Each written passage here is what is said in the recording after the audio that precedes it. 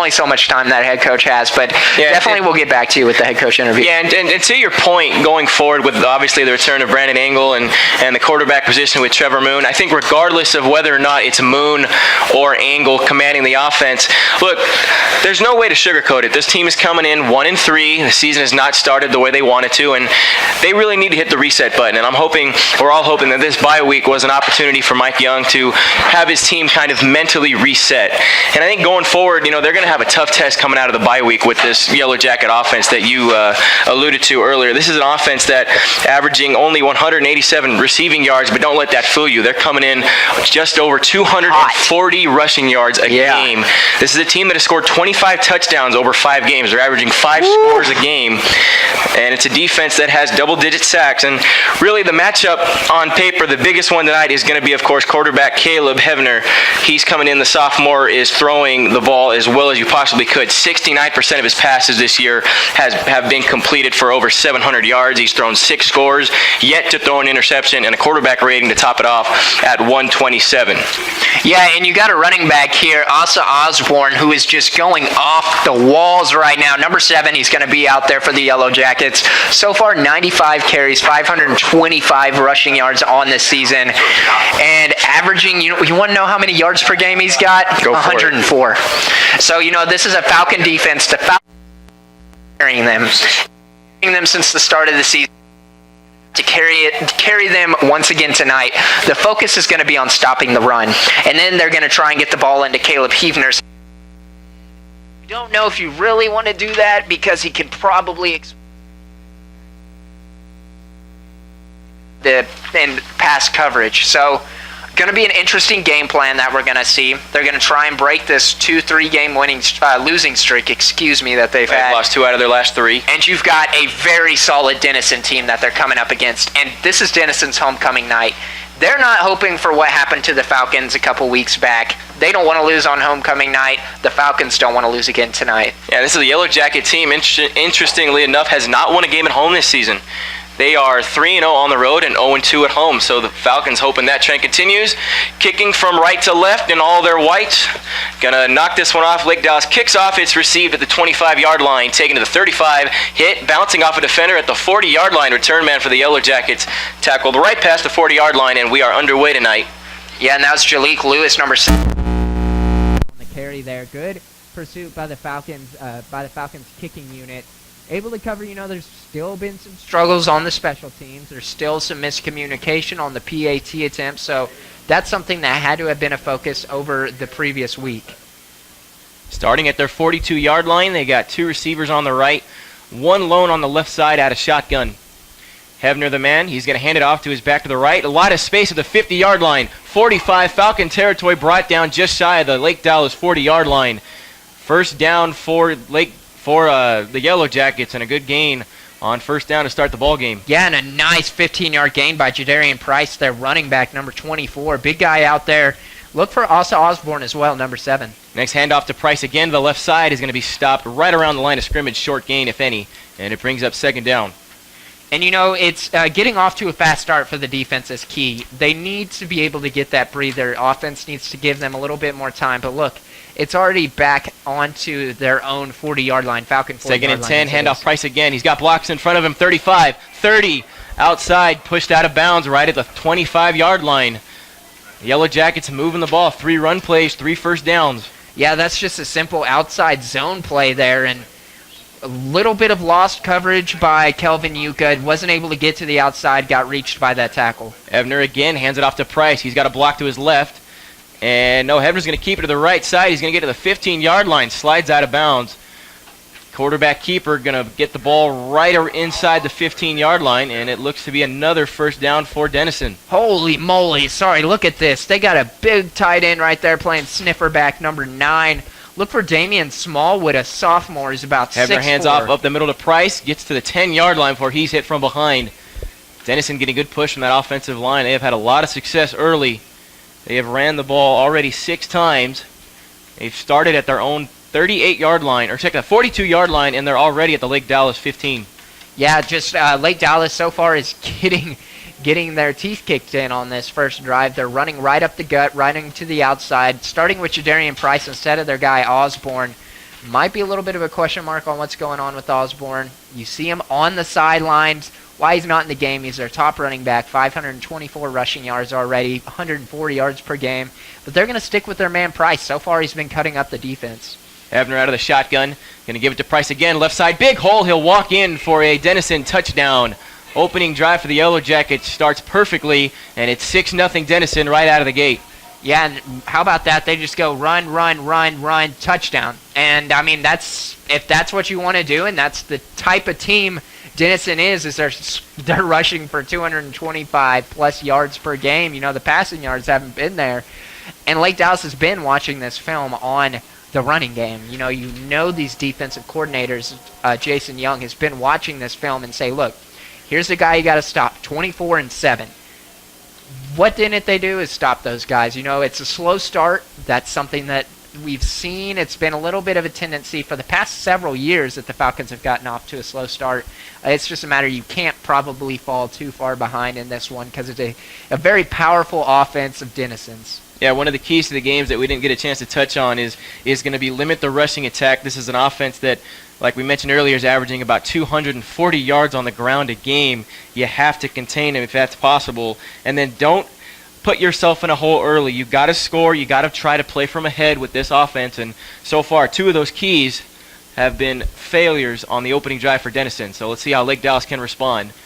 10:43 left here in the opening quarter. 7-0 Jackets on top. Lake Dallas getting the football for the first time. Yeah, Lake Dallas, this is a big key play here. They have their guy, Oguan. I'm going to be able to say this guy's name at some point. They actually have Kenneth Williams back there instead of the sophomore wide receiver of theirs. Getting ready to return this kick. It's going to be a pooch left side, going to be caught by Lindsey right inside the 30-yard line, and he'll take it out of bounds, and the Falcons will take over. And Godwin Ogachuku is the name. We take a week off, and I already forget one of the most difficult names to pronounce, and I was starting to get the hang of it, and give me a week off, and, man, I'm fumbling all over the place. I took some slack week one for IK on Yekrowe, and I remember you gave me some slack after that game, so we're you're even going to be now. able to get me here on Godwin Ogawach. You know what? Godwin. Act like this isn't your first season, man. I know. This is bad. So and how about this? Look who they're sending out at quarterback. Brandon Angle, number 3, back after the bye week, healthy. McGrew in motion, first down from the 28, going to be reverse. A sweep to the right, and there's going to be a lot of Yellow Jackets to meet him just side the 30-yard line, and he's going to be ruled down. Ball came out, but he was on the ground, so. Man, and this is the lineup that might give Lake Dallas the spark that they've needed. Brandon Angle is a great quarterback. He proved it in that Denton game, and unfortunately pulled his hamstring, really tore that thing up, but it's been several weeks now, had time to heal. Bad snap. It's going to be picked up by Onyekrowe. He's just going to fall on it. And Lake Dallas going backwards. The third key I did not mention, along with contain the run and don't play from behind. Well, it plays into that. It's don't beat yourself. This is not a team you want to shoot yourself in the foot, and that's been somewhat of a theme these last couple games. So already, Falcons playing behind the chains. 3rd and 14 at their own 29-yard line. 3 receivers left, 1 right. Onyekrowe on the left side of Brandon Angle out of the shotgun. And look at these linebackers of Denison. These are heavier set guys. You're looking at 220-plus pounders playing outside linebacker. Athletically, it's incredible. And a 4-3 front. Here's a snap. Angle under pressure. Look out inside the 10. He's going to throw it. Desperation pass is caught and intercepted by the Yellow Jackets. Taken inside the 10, the 5, and returned for a touchdown. Well, Denison scoring on defense. They took advantage of a Falcon receiver falling to the earth. I want to say that was Gachiku hit the turf. No, that was Hunter Hope, excuse me. Yeah, Hunter Hope can't lose his footing on that one. And I want to say, Brandon Angle, you've got to be able, you just throw it out of bounds at that point. You don't want to throw a desperation pass and hope that it gets complete because stuff like that happens. And look, you're already down 13-0. There's still 9 minutes and 20 seconds left. It's not looking too great for a start for Lake Dallas, but it's still beginning. I love that they incorporated Brandon Angle at the quarterback. I think that's a spark that they've needed, and there's no hate on Trevor Moon. He definitely should be out on the field, maybe as a wide receiver. He has a great running ability. Yeah, it'll be interesting to see obviously hard to judge your quarterback play based off one series, 2 plays. And a pick six, unfortunately. Flag came in on the extra point. That's going to back Denison up. 13-0 Yellow Jackets scoring a touchdown on their opening drive, and then after Lake Dallas got the ball 2 plays in, a interception return for a touchdown about 40 yards on Brandon Engel's first pass he's thrown since coming back via injury. Yeah, Brandon Engel is getting back out there, and I think what's so good about it is he just kind of rejuvenates a team that was kind of struggling out there on offense and didn't have maybe quite the arm strength to get it to these wide receivers, and he brings that. Well, it's no secret that this Lake Dallas passing attack has got to get the cogs going. That's probably been one of the big focuses for Michael Young these last couple of weeks, especially coming off a bye. Yellow Jackets are going to go for 2 here. Handoff left side. He's going to be stuffed. Not going to get there. Not even sure he got back to the line of scrimmage. So positive to end that series as Lake Dallas prevents the 2-point conversion, but that's about the only positive on those last 2 series. And now the ref, hold on. What is going on? So, yeah, the extra point attempt, Denison went for it and Lake Dallas stopped it, but the referees called the ball back, okay? I guess they didn't count that as a pick six. All right. Okay. Well, here's a snap from the 10-yard line. It's going to be a handoff to the left side, just inside the 10-yard line, and it's going to be a short gain. Good tackle out there. So the scoreboard gave them the point, but the referees, you're right, they brought the ball back. So instead of it being an extra point, they actually were lining up for the next play. They did not score, so it's still 7-0. So that interception got returned to the 10-yard line. So now it's 3rd down. Denison has it at the 7-yard line. 2 receivers on each end, empty backfield. Going to throw, rolling out to his right at the 20-yard line. Pressure coming, tosses it out of bounds at the end zone. And Lake Dallas holds strong here, so Hevner unable to find anybody.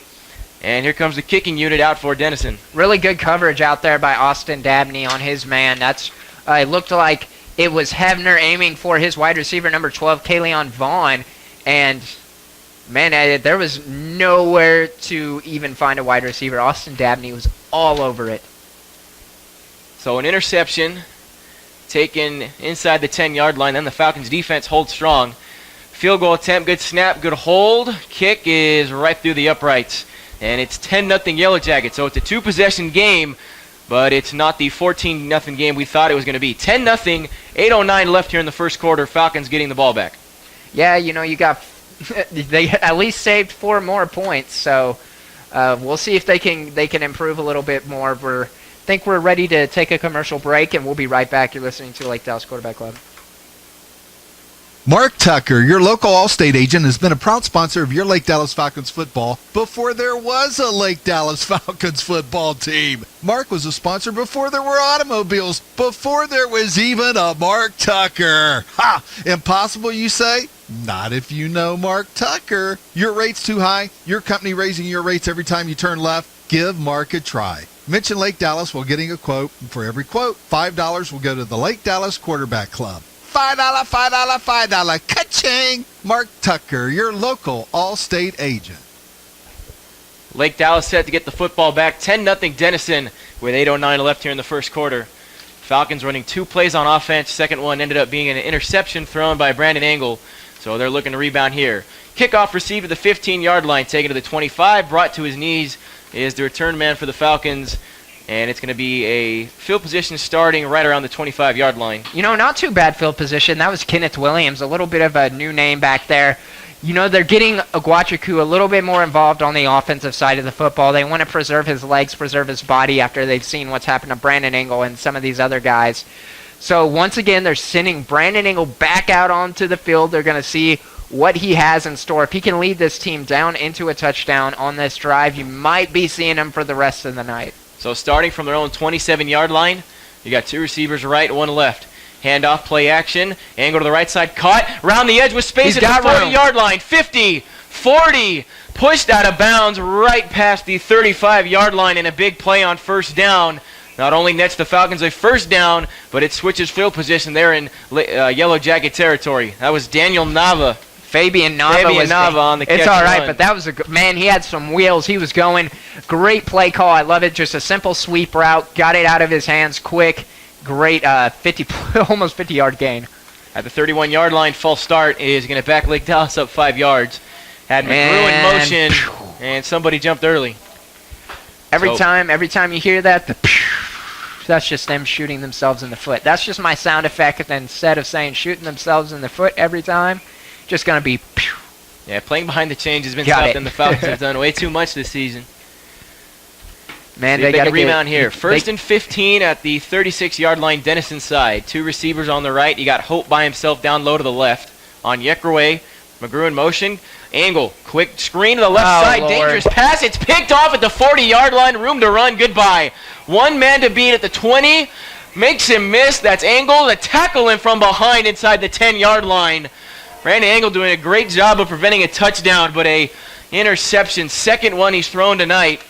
And the Yellow Jackets will take over right around the 15-yard line after another interception and long return. Yeah, and you were right next to the coaches here, and we can see all their reactions, and man, they weren't happy with that one. It was a good play call. You know, they ran a simple screen route. Offensive lineman took 2 steps out, bailed, let their men go. Brendan Ingle really did a great job executing. Just the wide receiver did not step up to grab the football on that play. You know, he's got to step in front of the defensive back. The ball's not going to come to you fast enough. And a really nice tackle out there by number 11, Joseph Taylor. Yeah, Heaven with the handoff to the left side. Short gain. Yellow Jackets starting at the Falcons' 8-yard line. Field position has been a big issue for this Lake Dallas defense this year. And again, Yellow Jackets starting at the 15-yard line. There's going to be a play-action Oh, and throw it's out to picked! the right. Throw is picked off in the end zone. Kobe Minor. Man, he's Hebner. making a name already. Hebner on a rollout trying to find a man in the end zone, but it's picked off. Minor. And Lake Dallas' defense, again, holding strong after the offense put him in a bad spot. Falcons will take over at their own 3-yard line. You know, it's great that you got a turnover, but if you're Kobe Minor right there, you have to fall in the end zone or take a knee because you get the ball back at the 25-yard line if you do that. But now Lake Dallas going to get the ball at their own 3-yard line, but gives this offense another chance at driving back down the field. It's a really good drive up until that interception, and obviously any drive with an interception, it's not always great. But I liked the passing that they were doing. They've yet to do a run, though. So the Falcons starting at their own 3, backed up. You got Angle on Yekraway. Going to be a handoff. Sweep to the left side on Yekraway. Hit in the end zone, but he's able to get out. Nearly brought down for a safety. That was scary on Yekraway. Nice job barreling through. Didn't pick up anything, but he didn't get tackled in the end zone. That's all that mattered. And it brings up second down, still from their 3-yard line, 10 yards to gain. Yeah, on Yekraway got really lucky on that one. Just running around in the end zone. It was another outside zone, first run of the game. Looks like they're already in passing formation. Trips right on Yekraway, alone in the backfield on the left side of Angle. Denison looking to bring heat. 4 men lining up. 3 linebackers looking to bring some heat. 6 on the play clock. Angle looking to his right, pumps, under pressure, fires, ball is tipped and incomplete, falls dangerously at the 20-yard line. Risky throw from Brandon Angle. Looked like that one might have got tipped by a lineman. And it brings up 3rd down and 10 still from their own 3-yard line, and a penalty marker comes in late, and that's against the Falcons. Yeah, and Hunter Hope right there hits him in the hands, hits him actually at the knees, and just a little bit underthrown. Brandon Ingle under a lot of pressure. This is an undersized offensive line for the Falcons, and you're looking at Denison, and these are guys that are very, I guess you should say, fit for their positions. You got a big guy playing the nose tackle / defensive tackle positions. You have really lean, tall, athletic guys at the defensive ends. They're all over the place. 3rd and 10 from the 3. Angle with time. Now he's under pressure. Fires it up to the 20-yard line. Incomplete. Just past the 25. He threw it away. Jaden McGrew was the intended receiver about 5 yards from it. And the Falcons fortunate that the worst case scenario is them just punting it away. Yeah, and you know, another turnover that wasn't capitalized. That's kind of been the story of the season. You got the Kobe Minor and the rest of the defense. It's done such a great job. You're holding right now. The score should probably be it should have been 14. I don't know what happened on that play there, but the defense only allowing 3 points on when Denison's able to get the ball at the 5-yard line. That's a great job.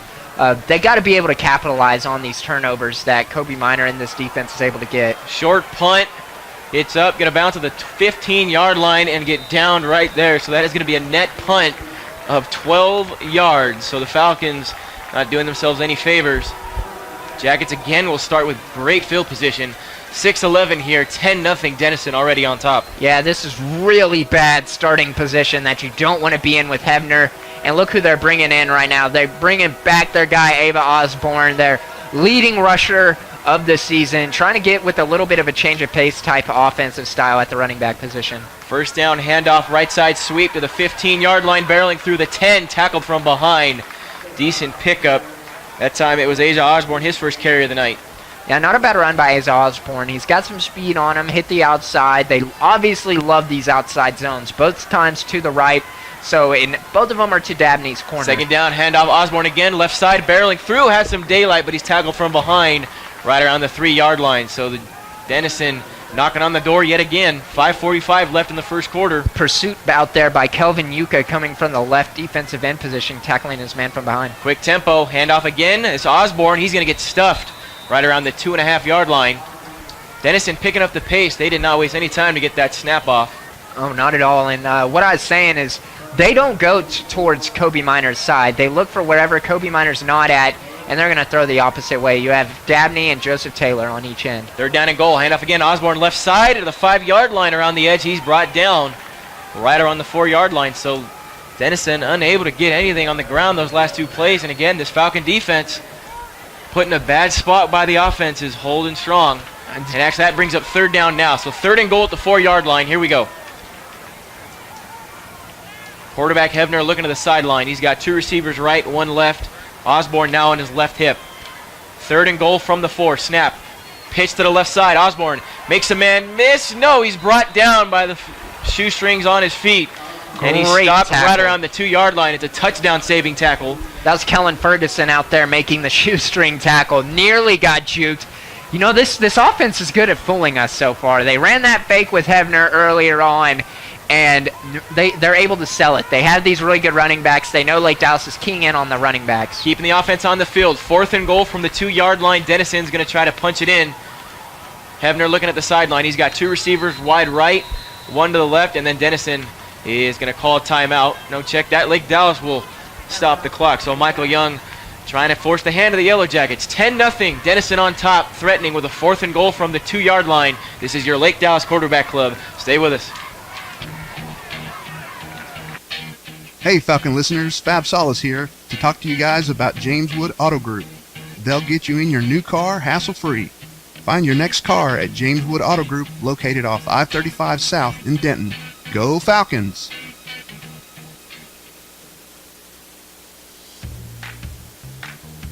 You know where I go when I'm craving some delicious chicken?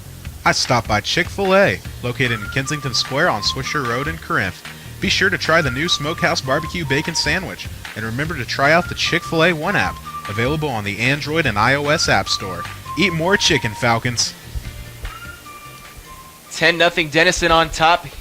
Yellow Jackets threatening again, faced with a fourth and goal from the 2-yard line with 4:16 left here in the opening quarter. They're ready to snap. They hand it off. Osborne left side, barreling through goal line. He's in for the score, and a touchdown for Denison. He's going to put them on top 16-0 with just over 4:10 left in the first quarter. Yeah, and this is when I could have one of those little drawing boards and that we were live on TV, because right here it's just a simple off-tackle play. They got the sniffer back to the left.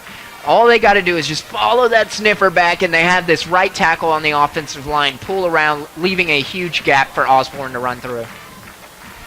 So a total distance on that drive, they run 5 plays, only needed 15 yards to score, as Lake Dallas netted a 12-yard punt to give Denison prime field position. Extra point is good, and it makes it 17-0. Falcons trailing early. This could get out of hand if they don't respond on offense. Absolutely, and don't forget, this is a homecoming game for Denison, so they're out there to prove, hey, look, we're not gonna keep it close. We're gonna make this as big of a lead as possible. It's up to Lake Dallas to prove, hey, look, it's not gonna be as easy as you think it is. We have a new quarterback out there, and we can change a little bit of things up. So far they've thrown it around a little bit, which I do like, and they only ran the ball once, and they ran it in the end zone, which, I mean, you got to depend on running the ball at that point, especially when you have Ike Anyekere, a guy that strong. But ran him on an outside zone. I wasn't too sure about that one. That's one that you run a halfback dive just right down the seam. Yeah, it was nearly a safety if Anyekere wasn't able to break that first tackle on contact. Another stat that we weren't able to touch upon is Lake Dallas obviously coming in 1-3 in those 3 losses. We'll get back to this in a second. Kickoff is going to be fielded at the 10-yard line, taken out to the 20-yard line, trying to reverse field up the middle, but he's swallowed up right between the hash marks. Decent return for what he had in front of him, and that was Kenneth Williams trying out to find there. Kenneth Williams. So the point I was about to make is that in those 3 losses this year for the Falcons, regardless of who the quarterback has been, mixed up with Engel and Trevor Moon, when they've thrown the ball fewer than 25 times in a game, they've lost all 3 of those games. The one win they had this season, they threw the ball 25 times. Now, granted, that is a short sample size, 4 games, but you have to wonder at some point are those numbers telling you that this passing attack has got to get going for this team to start trending in the right direction? Absolutely, because they keep trying to go towards the passing attack, but it kept turning into a quarterback run. It didn't make sense. Starting from the 13-yard line, play action angle, throws to the right. Got a man. That's a gotcha coup past the 20-yard line, and he's out of bounds. Going to be right around that first down marker. Nice pickup on first down. Good catch and run by Gachaku. And now that I'm looking at it, it's just simple short passes that they've been running so far. They don't want to push the field too far. It's quick, it's short, it's what we've been hoping that they would be doing all along. Makes it as easy as possible for the quarterback. Fresh set it down to the 24-yard line, and a whistle comes and a false start. And for the second time tonight, after a positive play on first down, that nets a fresh set of downs. It's negated by a false start. Not negated, but Falcons follow it up with a 5-yard penalty, so they'll back up 5 more yards. Yep. Yeah, that's this year.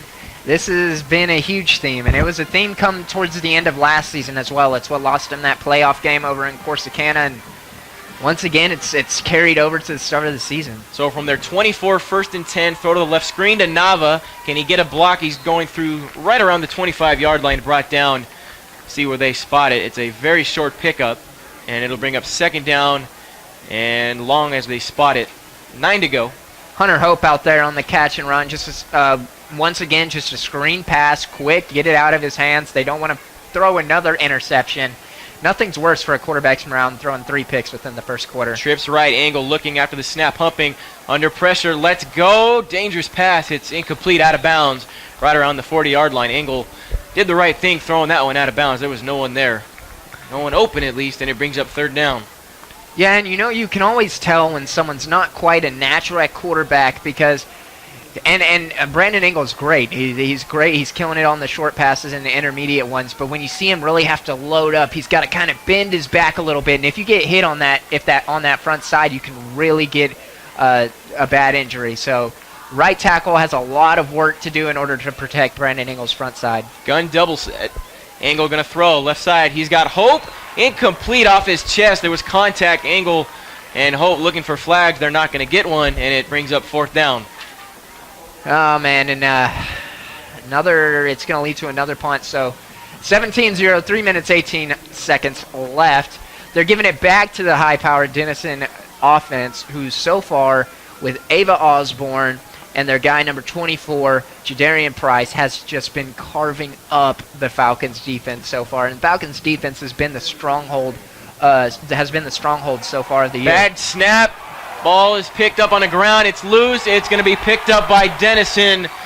And a punt that was unable to complete the snap ends up in disaster. A touchdown defensively for the Yellow Jackets. And just like that, it's 23-0 out of the gate.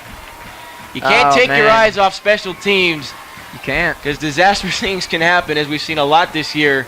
Yellow Jackets pouring it on early, 23-0 after that defensive score. Oh, man, and looking at the side of these coaches, they are hot. And looking at the sideline, these coaches of Lake Dallas are hot as well. And it's just not working out how they were hoping it would. The short intermediate passes were working, but Hunter Hope, should he have caught that ball? Yes. Obviously, is getting tight coverage, but really there's not too many guys getting open. They don't have the speediest guys out on the field outside of Jaden McGrew. Extra point attempt to make it 24-0 already with just 3 minutes left here in the first quarter. Falcons finding themselves in a big deficit early. Game has not started well. That's an understatement. touchdown on the opening drive for Denison. And then 2 plays in offensively, Lake Dallas threw an interception that got returned almost all the way. They ended up downing it at the 10-yard line. Falcons defense held them to a field goal. Extra point is up and good, and it is 24-0. Denison on top here in the first quarter. Second drive for the Falcons ended exactly the same as the first. 2 plays in, interception. And then the defense again for the Falcons was able to hold strong as they forced an interception. So the defense for the Falcons got to take away their own. But then a 3-and-out from their goal line and a 12-yard punt gave Denison the opportunity to score at only having to drive 15 yards. They scored a touchdown, and then after the Falcons were forced to punt, it was not blocked, but it was a snap that wasn't even fielded. Yeah. And it got taken in for a touchdown. So that's where we are now, 24-0. Not much to say out of the gate. There's really not, and I feel like we've already covered everything that they could already almost improve on, and it is the first quarter. And that's what's scary, is because so far it's another slow, extremely slow start for the Falcons. And, obviously got to pick it up, got to get something going offensively. Defense can only do so much. And, one of these games was destined to happen with the defense. Whenever Denison has been able to watch film, they know what the strong point of this team is. They know it's the defense. Therefore, they've been able to nitpick what exact weakness is there in this defense, whether it's the defensive line, linebackers, maybe they've seen these cornerbacks, but really they've been focusing on the outside zones with their 2 running backs. So obviously maybe outside backer is a focus for them. So obviously some adjustments need to be made. Yeah, give some credit to this Denison team. They have been dominant out of the gate, as they have shown a lot of those performances already this season. Kickoff goes out of bounds past the end zone, so Lake Dallas will start with a touchback as they get the ball back. 3:11 left in the first quarter. It's 24-0 Denison here in the opening quarter. Commercial flooring can be complicated. Let the team at TW Hicks uncomplicate the process. Located right here in Denton, Texas, TW Hicks will work with you to determine the best solution for your flooring needs. Focused on quality service, quality leadership, and the experience needed to be your industrial flooring solution, make TW Hicks your flooring source.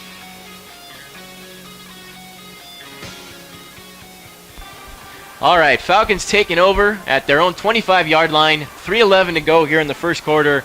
24-0. Denison on top. First down, quick throw to the left side. That's Hunter Hope. Breaks a tackle at the 30-yard line. 35, falling forward after contact.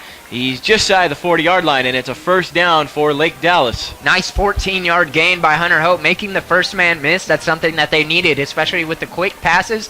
What's key is making that first man miss. You got to get those 10-plus yards out of it, even 5 yards. Fresh set it down to the 38-yard line, and I was just about to say, and I'm actually not making this up, I was literally just about to say, let's not get a false start penalty here. So literally for the 3rd consecutive time tonight, the Falcons on their opening play of a drive have moved the chains, gotten off on the right foot, and then committed a false start penalty their very next time touching the football. Yeah, and we need a drop. We need a bam, bam, bam, bam every time that there's something. I don't know. Maybe just to keep it a little bit more entertaining. Bam, bam, bam, Glad bam. Mike doesn't have a penalty marker that we were joking about him throwing at us, because we would have been. It's not shaping well. We'd get hit a couple times early tonight. So 1st and 15 at their own 33-yard line. Angle going to throw. Quick one. Got Hope. It's caught at the 40-yard line. Moving upfield just shy of the 45-yard line. Nice pickup on first down, and it brings up 2nd and medium. Another 10-yard gain out there by Hunter Hope. He's trying to make up for that drop that led to the interception there, and another drop that could have converted on a first down. He's got something to prove. Brandon Engel obviously is going to his trusted receiver. Trips right. Hope by himself left side.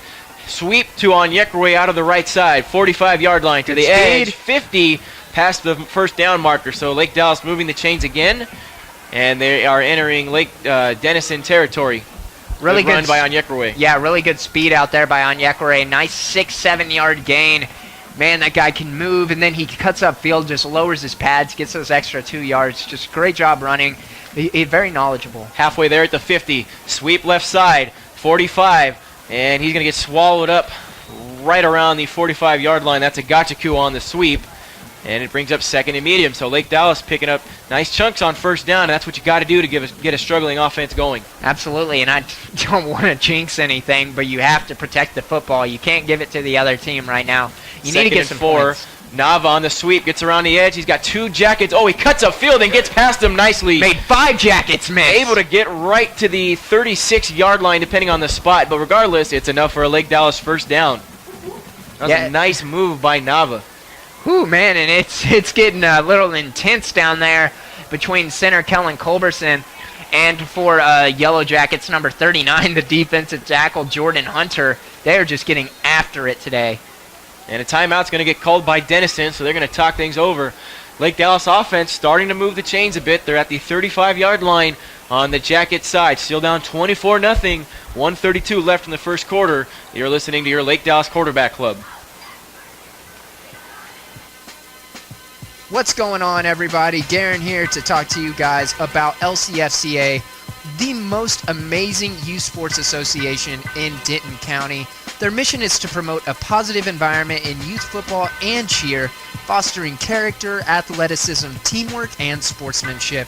So go ahead and sign up your future Falcons today.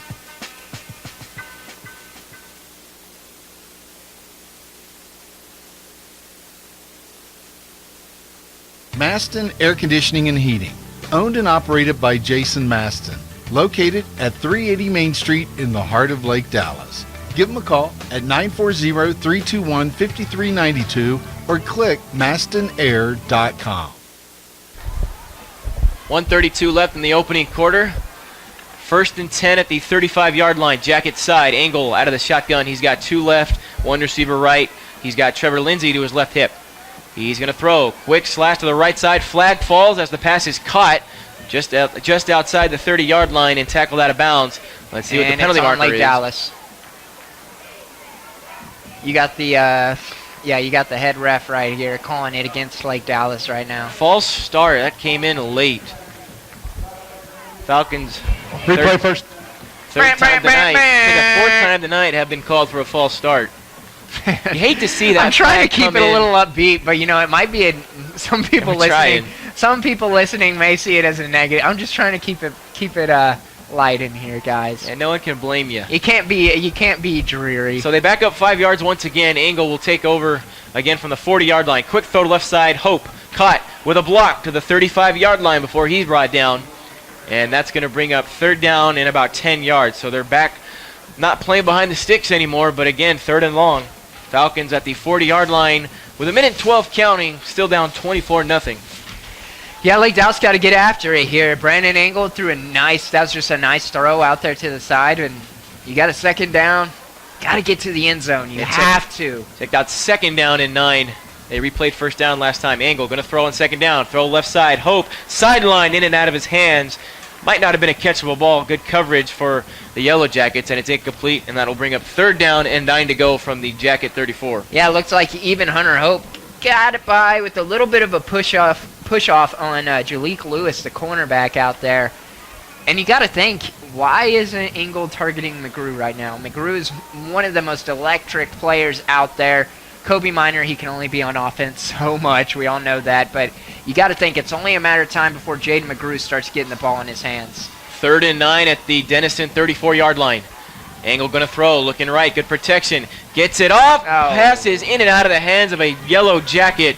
It should have been intercepted for the 3rd time tonight. That was a dangerous throw by Brandon Angle, intended for Jaden McGrew, who was in triple coverage. Yeah, and, you know, Jaden McGrew, as soon as I say that, he throws towards him. It just wasn't the best accuracy, and then they got to go for it right here. Yeah, offense staying on the field. 4th down and 9, down 24-0 right out of the gate. This even puts the defense in a good position that Yeah, they've been you basically all night. you're giving your defense the best field position to start with. Angle going to throw. 4th down, running up the middle. He's got a lane. Can he get one block around the edge at the 25-yard line? Doesn't need it. Able to get out of bounds around the 20-yard line for a Lake Dallas 1st down. Nice 4th down run to pick up and move the chains. And there's a flag on the play. And it came late, so best of hope here. But the way this night's gone, who knows? Flag came in at the bottom of the field right around the 20-yard line. It definitely came late. It did come late. I didn't see it until after the play was over. I don't know what it could And be. it's a holding against Denison, so that's not going to matter at all. So sigh of relief for the Good Falcons. grief. Thank goodness. Thank goodness for all of us Falcon fans listening and obviously broadcasting right now, but So the Falcons entering the red zone for big the first plays time tonight. Big plays. That was good awareness out there by Brandon Engel. That's something that you really enjoy with the guy that's got the speed. That he struggled with the hamstring, but it's so good to see that speed get put to work. 1st and 10 at the 20-yard line. Engel going to throw again. Looking right, looking at the end zone. Pass is incomplete. Tight coverage. Jaden McGrew, the intended target, and it brings up 2nd down. Yeah, McGrew's got to jump up a little bit for that one. I know he's a smaller guy, but when it's about an inch above your head and your hand's able to, you know what they say, if you can touch it, you can catch it. And that's exactly what happened. His fingertips touched it. Just a little bit of a hop. He would have had it, and that would have been a beautiful touchdown. That was a great throw by Brandon Engel. Trips left, one receiver by himself. That's McGrew to the right. 2nd down and 10, still at the 20. Engel looking, going to throw. No, he's going to scramble. He's going to run to the 20-yard line. Get outside of the 15, barreling through. And another flag. Right around that 1st down marker. He's short. Let's see what the flag is. It's set up to be 3rd and short, but this penalty marker could change that. Is that a flag or is that a rag? You know, there's been so much dirty laundry, we can't tell what color it is out there. You know, I didn't see a flag, so I was trusting you that there was one. So there is one. It's going to go against Denison. And we'll take that. That's going to give, let's see how they rule it. That should give the Falcons a 1st down. And I think that's what we're headed to. You never know. Yeah, you never know. I couldn't A couple of see. plays that we've seen this year. We've seen a punter punt the football, it get blocked, and then pick it up and then kick it again. And we've had a couple of crazy penalties that have had to be sorted out. It's 1st and goal from the 6-yard line. Angle, sweep to the left. That's not what you want. Going to go backwards. He's hitting the backfield, and he's brought down right around the 15-yard line. Forward progress still is going to net that one a loss. Man, you still lost 6 yards on the play. I don't think the end arounds are always the best option for when you get that close to the goal line. End arounds is a great option for when you're around midfield. Not the best spot for when you're in the red zone. 2nd and goal from the 15-yard line. They lost 9 yards on that last run. And Lake Dallas is going to call a timeout. That's their 2nd. Oh, no, check that. We've reached the end of the 1st quarter. There's been a lot of action. It's been one-sided, but the 1st quarter is in the books. 24-0, Denison on top. Lake Dallas threatening here as we get back to the 2nd quarter with your Lake Dallas Quarterback Club. Therapy Partners Corinth is a proud supporter of all Falcon athletics. Their main goal is keeping your athlete in the game and you cheering in the stands. So if you have any aches or pains that limit your daily life, be sure to give Therapy Partners Corinth a call at 940-498-4004 or visit their website at ptofcorinth.com. Or go ahead and ask your physician how Therapy Partners Corinth can help you today. Let's go Falcons. Let's go prove them wrong out there. Sub-Zero Realty is changing the real estate game and making sure you get to keep more of your hard-earned equity. Visit our website at www.subzerorealty.com or contact our office at 940-228-1461 for further details. Moving to the country and gonna eat a lot of peaches. 13th play of this drive coming up. Falcons have marched right around 70 yards. Set with a 2nd down and goal from the 15-yard line. 3 receivers out right. That's Nava, Hope, and McGrew with Onyekwe on the side of Brandon Engel. No one out left. Here's a snap. Quick throw to the right. That's Hope. Juggles it, but catches it at the 10-yard line. He is met by a horde of Jackets. And that's going to bring up 3rd down and goal. It's going to be long to go. And it looks like actually Kobe Minor entered the game in the backfield in place of Onyekwe. Let's see if he stays on. Now if they're going to go ahead and take him off, they're going to send in Agachiku and Ike Onyekwe. Outside zone, you're 12 yards off the ball, so this is probably going to be a shot towards the end zone. Maybe a quick slant will work here. Yeah, you'd hate to have to settle for a field goal here. 3rd and goal from the 11. Engel looking to throw. Right side. Nope, going to run with it. 10-yard line met by a defender. He's brought down. And that's going to bring up 4th down and decision time early for Michael Young. You don't want to chase points early, but when you're down 24-0 in the 2nd quarter, it's definitely a thought. And it looks like the field goal unit's going to come out. Right here, again, this is when I wish I could just be able to kind of circle. Right there, in that running lane, for example, Number 6 for Denison, it looks like their guy, Keebler Wagner, also one of their big wide receivers, was out there. It was Flag 12 men on the Lake field. Dallas. Yep, 12 men on the field.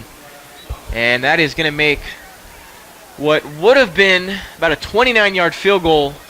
It's going to make it more of a 34-yarder. So Falcons shooting themselves in the foot. I got everybody doing the drop now. I wish we picked that up. I know, Fab, can you get that? We'll have that come next game. We'll have it. So the ball spotted at the 17-yard line. Here's a snap. Good hold. Kick is blocked. And it's being fumbled at the 40-yard line. It's still loose. Denison picks it up finally at the 45-yard line. Falcons able to make the tackle shy of the 50-yard line. But another block on special teams, this time a field goal. And not only do the Falcons stay off the board, Denison's going to take over right around midfield. Man, and that's what seems to be another storyline of the season. The timing has not been right. You know, they had their guy, Jackson Berry, that was doing the snaps, the long snaps. Jackson Berry comes back. Still, the timing just doesn't seem right. Anthony Patty gets another kick blocked. I mean, I wish if I had the stat pulled up right now, I'll have it come next week. But I think Hefner, that's the snap going to be a sweep. That's Wagner getting around the edge to the right side, hurdling a couple of guys on the ground past the 50-yard line. Short pickup, but it does bring Denison to the Lake Dallas side. That was Wagner on his first carry of the night. Yeah, Wagner also gets him a nice little picture he can post to Instagram afterwards. But great pursuit by the Falcon defense. I like the linebackers rushing to the football. Patrick Winger doing a great job on the outside coming in. So far, defense got to close in. They run this tight-knit set. Yeah, tight formation. It's going to be a quarterback keeper to the right. Hefner up the middle to the 50-yard line, 45. He's met by a couple of Falcons. It's going to bring up third and short. It's going to be interesting. If the Falcons can hold Denison here, would they go for it on fourth down? It's third down. Need to get about 3 yards at the 45-yard line. Falcons side, false start penalty is going to be called as this play is going to be a run to the right. Not going to matter. It's going to come back. Flag came at the very bottom. Yeah, it's going to be a false start on Caden Liston of the Falcons. It's going to give Denison a first down. Got to be able to watch the football in a third and short situation, but you know, I might be wrong, but from what I saw, I think it was 48 Caden Liston jumping on the play. So you got Hefner, the quarterback. Third down and 3 turns into a third down and 8. And no, check that. You got to be kidding me. The flag is going to be on Lake Dallas. Yep. It came early, so we all assumed it was a false start, but it wasn't. And that's bring up a fresh set of downs for Denison. They're at the 38-yard line, Lake Dallas side. Back in motion, that's Wagner, and a whistle comes in, and it's a false start. And surprisingly, it's not against Lake Dallas. Even though they're on defense, the way this game has gone, you wouldn't be surprised. No, I haven't got really any of the wouldn't be. breaks tonight. Every penalty. There's been no breaks. The Falcons haven't gotten to catch one single break. You get a pick, and then you throw a pick, and then you get the ball, you drive it down to the 10-yard line, and then you don't convert it, and then you miss the field goal. So second and 15. Hefner going to throw. He's got room, firing wide open. Man at the 20, and he missed him. Woo, he's going to hate that. That was a guaranteed touchdown if he's able to hit his man at the 20-yard line. But instead, it brings up third down, 15 to go. So Lake Dallas fortunate that didn't make this a 30-0 ball game. And that was Stone Lemming. And if any of you watched the Seahawks game last night, you saw something similar with Russell Wilson. He stepped forward, got the defense and defensive backs to leave their man, and that's exactly what happened out there with Joseph Taylor, leaving that wide receiver wide open. Third and 15 from the 43, handoff up the middle, met by a wall of Falcons, no running room there. Down at the 45-yard line, going to be a loss of 2, and that'll bring up fourth down and 17. Nice stop by the Falcons. Really if there's been one bright spot, this Falcons defense really has not been the Achilles heel tonight. No, it hasn't at all, and has it really at all this season? No, not really, but the score is going to say, oh man, defense is not doing a good job, but these are offensive turnovers here. So fourth and 17, offense still on the field. They're going to go for this. Play action pass, quick dump off, man is missed at the 45-yard line. It's incomplete. And either the scoreboard's got the downs wrong, or we're going to get set for fourth down now. So check that. That last play was a third down and 17, not a fourth down. So for the second time tonight, the scoreboard, I've noticed, has had the wrong down. I think So that they, was 4th down and 17. I think they got a little sleepy down there. Maybe that's got to be it. They probably got a little bit That's what tired. it's their fault. It's not ours. So 4th and 17. Punting for the first time tonight is Denison. Kobe Minor back to receive it. He's right around the 10-yard line. Here's the snap. It's going to be punted from their own 45-yard line. Beautiful Minor punt. calling a fair catch. Catches it at the 10-yard line, and that's where the Falcons will take over on a touchback. So starting from their own 20, down 24-0, 8:51 left here in the first half. This is your Lake Dallas Quarterback Club. Falcons trying to get back in the ballgame.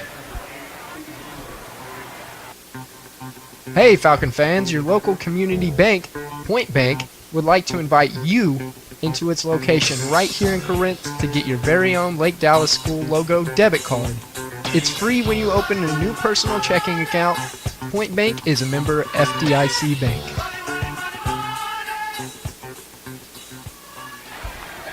Falcons set with a 1st and 10 starting this drive at their own 10. Angle, play action, throw to the left. McGrew hit right as the ball arrived, and it's incomplete. That was another dangerous pass in their own territory, but it brings up just 2nd down. Yeah, nearly intercepted. And something I've really noticed with this Falcons offense is whenever they have these trips to the left and a solo receiver, 95% of the time they're throwing it towards the solo receiver side. Same formation, trips left, McGrew by himself to the right. On Yeckerway, the back along with Angle at a shotgun. 4-man front, 3 linebackers close behind. Looks like man coverage. Angle, the snap, looking left side, gonna throw. It is intercepted, bobbled. No, he and caught it! It's caught! Wow! Hunter Hope, I believe, is the man who was able to make the catch. That went right in and out of the hands of a Denison defender. Woo! It popped up, and Hunter Hope somehow came down with the football. And it's a 1st down. My goodness. Wow. And that's one of those plays, and Brandon Ingles just like, thank you so much. Yeah, 1st and 10, handoff on Yeckerway, barely through, right through the middle to the 35-yard line, still falling forward. Nice gain by on Yeckerway. My sound effects are getting to be too much right now. I'm trying to picture what it sounds like on the field. On Yeckerway lowering his shoulder. That's a great run right down the gut. Look, they've set up the pass. Now it's going to the run, set Quick back throw up left the pass. side, 40-yard line, caught screen with a block to the 45-yard line. Nice pickup on 1st down.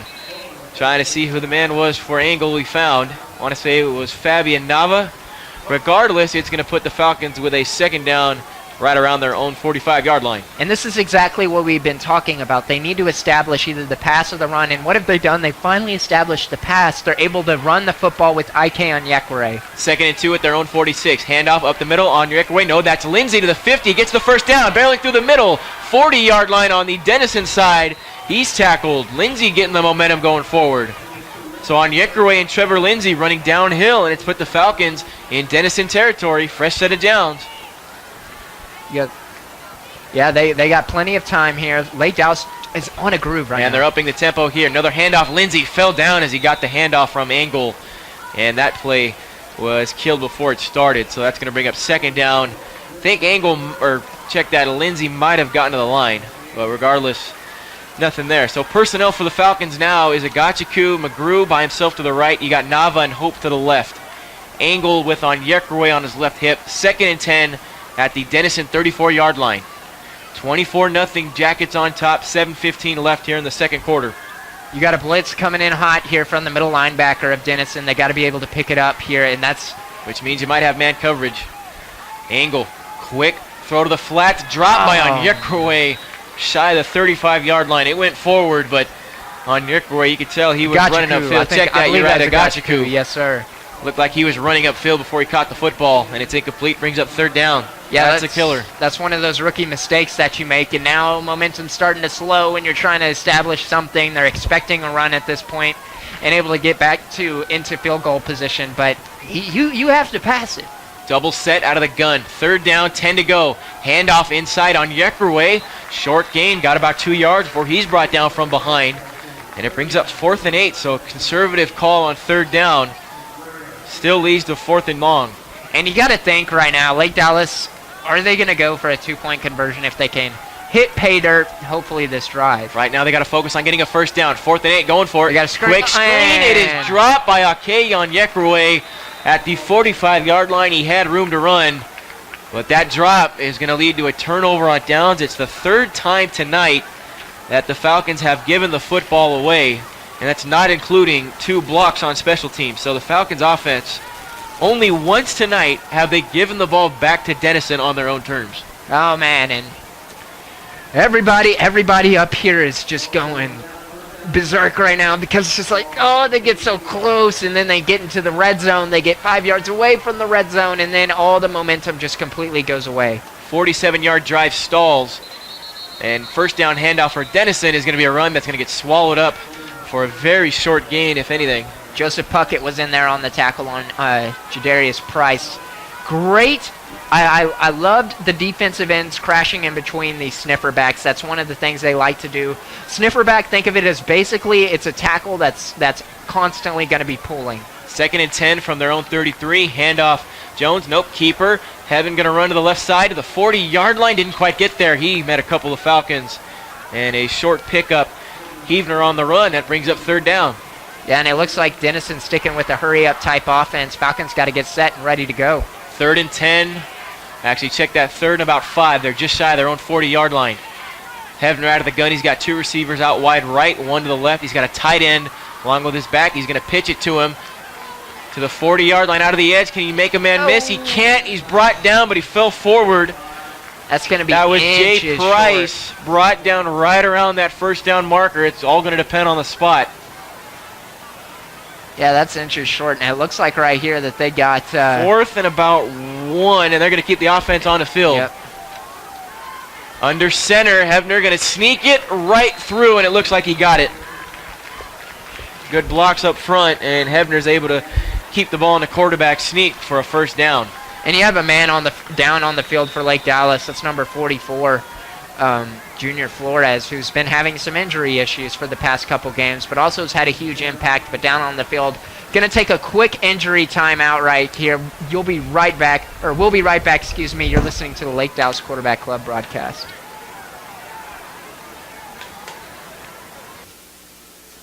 Hey, Falcons fans. We know the hassle of finding a reliable vehicle at a reliable dealer. But here at Huffine Chevrolet, you can accomplish both in one place. That's right. Look no further than your Huffine Chevy dealer located in Louisville and Plano. As a proud sponsor of your Lake Dallas Falcons, we at Huffine Chevrolet take pride in supporting our community. Since 1924, we've been treating North Texas customers the way they want to be treated. Visit our Louisville or Plano locations today. Ray Huffines, serving our community since 1924. Maston Air Conditioning and Heating, owned and operated by Jason Maston, located at 380 Main Street in the heart of Lake Dallas. Give them a call at 940-321-5392 or click mastonair.com. 5:12 left here in the second quarter. 24-0 Denison with a commanding lead with the football thrown 44-yard line. First down, sweep to the left side, being chased by Miner. Can't make the tackle at the 45. Just shy of the 50-yard line. He's brought out of bounds. Check that. That was not Kobe Miner. That's Joseph Taylor there. Joseph First Taylor contact. on the broken tackle. Little bit of, there was a stiff arm out there. Possibly got into the face mask of Joseph Taylor, but got by with it. Jadarian Price, another 4-yard gain, another outside zone. Brings up 2nd down and 6. Heavener looking to throw left side. All kinds of time. Rolling to his right. Still looking downfield. Heaves it at the 30-yard line. It's incomplete. Threw it high, but a flag came in. Kobe Miner might be called for pass interference. Yeah, I think that he held him down a little bit. Maybe hit him a little bit too early. I don't know, though. We're so far up, though, and we don't have an instant replay. This isn't the NFL. But yeah, it's one of those plays where the ball was thrown so high that the Yellow Jacket receiver almost had to go over Miner to get it, and just looks like it might have been a case where a defender was just in the wrong place at the right time. Kudos to Kaleon Vaughn, though. That looks like he was 5 feet up in the air. His feet were at the top of Miner's head. He was that high off the ground. Miner obviously had to flip him, but they are picking up the flag, maybe? Yep, no flag. Falcons are looking at another player on the field. Training staff on for the Falcons trying to see who that man is that they're checking out. And you're right, they picked up the flag, so. Or check that. Yeah, it's going to be pass interference against Lake Dallas. So Junior Flores is back in the game, and that's not him on the ground. Yeah, they're just going to go ahead and send the team off to the sideline. This may take a while. We're going to go ahead and take another quick break here, get some water before our throats dry out on us. Right now, score 24-0. 4 minutes, 55 seconds left in the second. We'll be right back after a quick break. Fab Sol is here to talk to you about Corinth Orthodontics. Dr. V and his great staff take care of my 3 kids and all their orthodontic needs. Dr. V and his patient-friendly staff also provide Damon Clear braces, Invisalign, adult braces, teen orthodontics. Back after the injury timeout, Falcons defense trying to stop this Denison offense.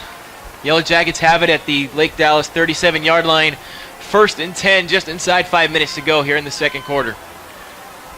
Got 2 receivers out left, 1 on the slot, and then 1 wide out to the right, running back and tight end on the right side.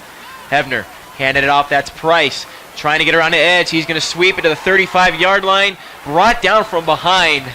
Hit by 2 Falcons. Didn't quite get to the 30-yard line. It's going to bring up 2nd and medium. Look, here's what's happening right now. If you're the Falcons, and with the running game going so well for Denison, look, watch this sniffer back. Look at 33 of Denison. Every time, wherever he pulls, the run is going there. Hand off Osborne on 2nd down, right around the edge. He's got room, 35-20, 15-yard line, barreling out of bounds. It's a 1st down for Denison, and they're threatening once again in the red zone. That was Osborne on the 12-yard pickup. But if you're watching this on YouTube or whatever, I know you can't really see it too much, UIL rules, but every time sniffer back quick pulls, snap, handoff left side, sweep to the 15-yard line to the 10. That was Osborne again getting through the 15-yard line. They're not giving you any time to talk, Garen. Not at all. Not at all. Hurrying it up again. They've caught me. They know I'm on to them. 2nd down. They're at the 8-yard line. Handoff again. Osborne up the middle. Finds a lane. He's brought down at the 1-yard line. Short of a score. That was a nice tackle. That was 23.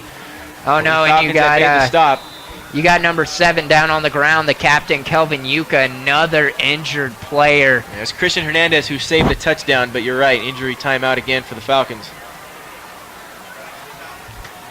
And we're going to take a quick step out. 24-0, Yellow Jackets on top. This is Falcon football with your Lake Dallas Quarterback Club.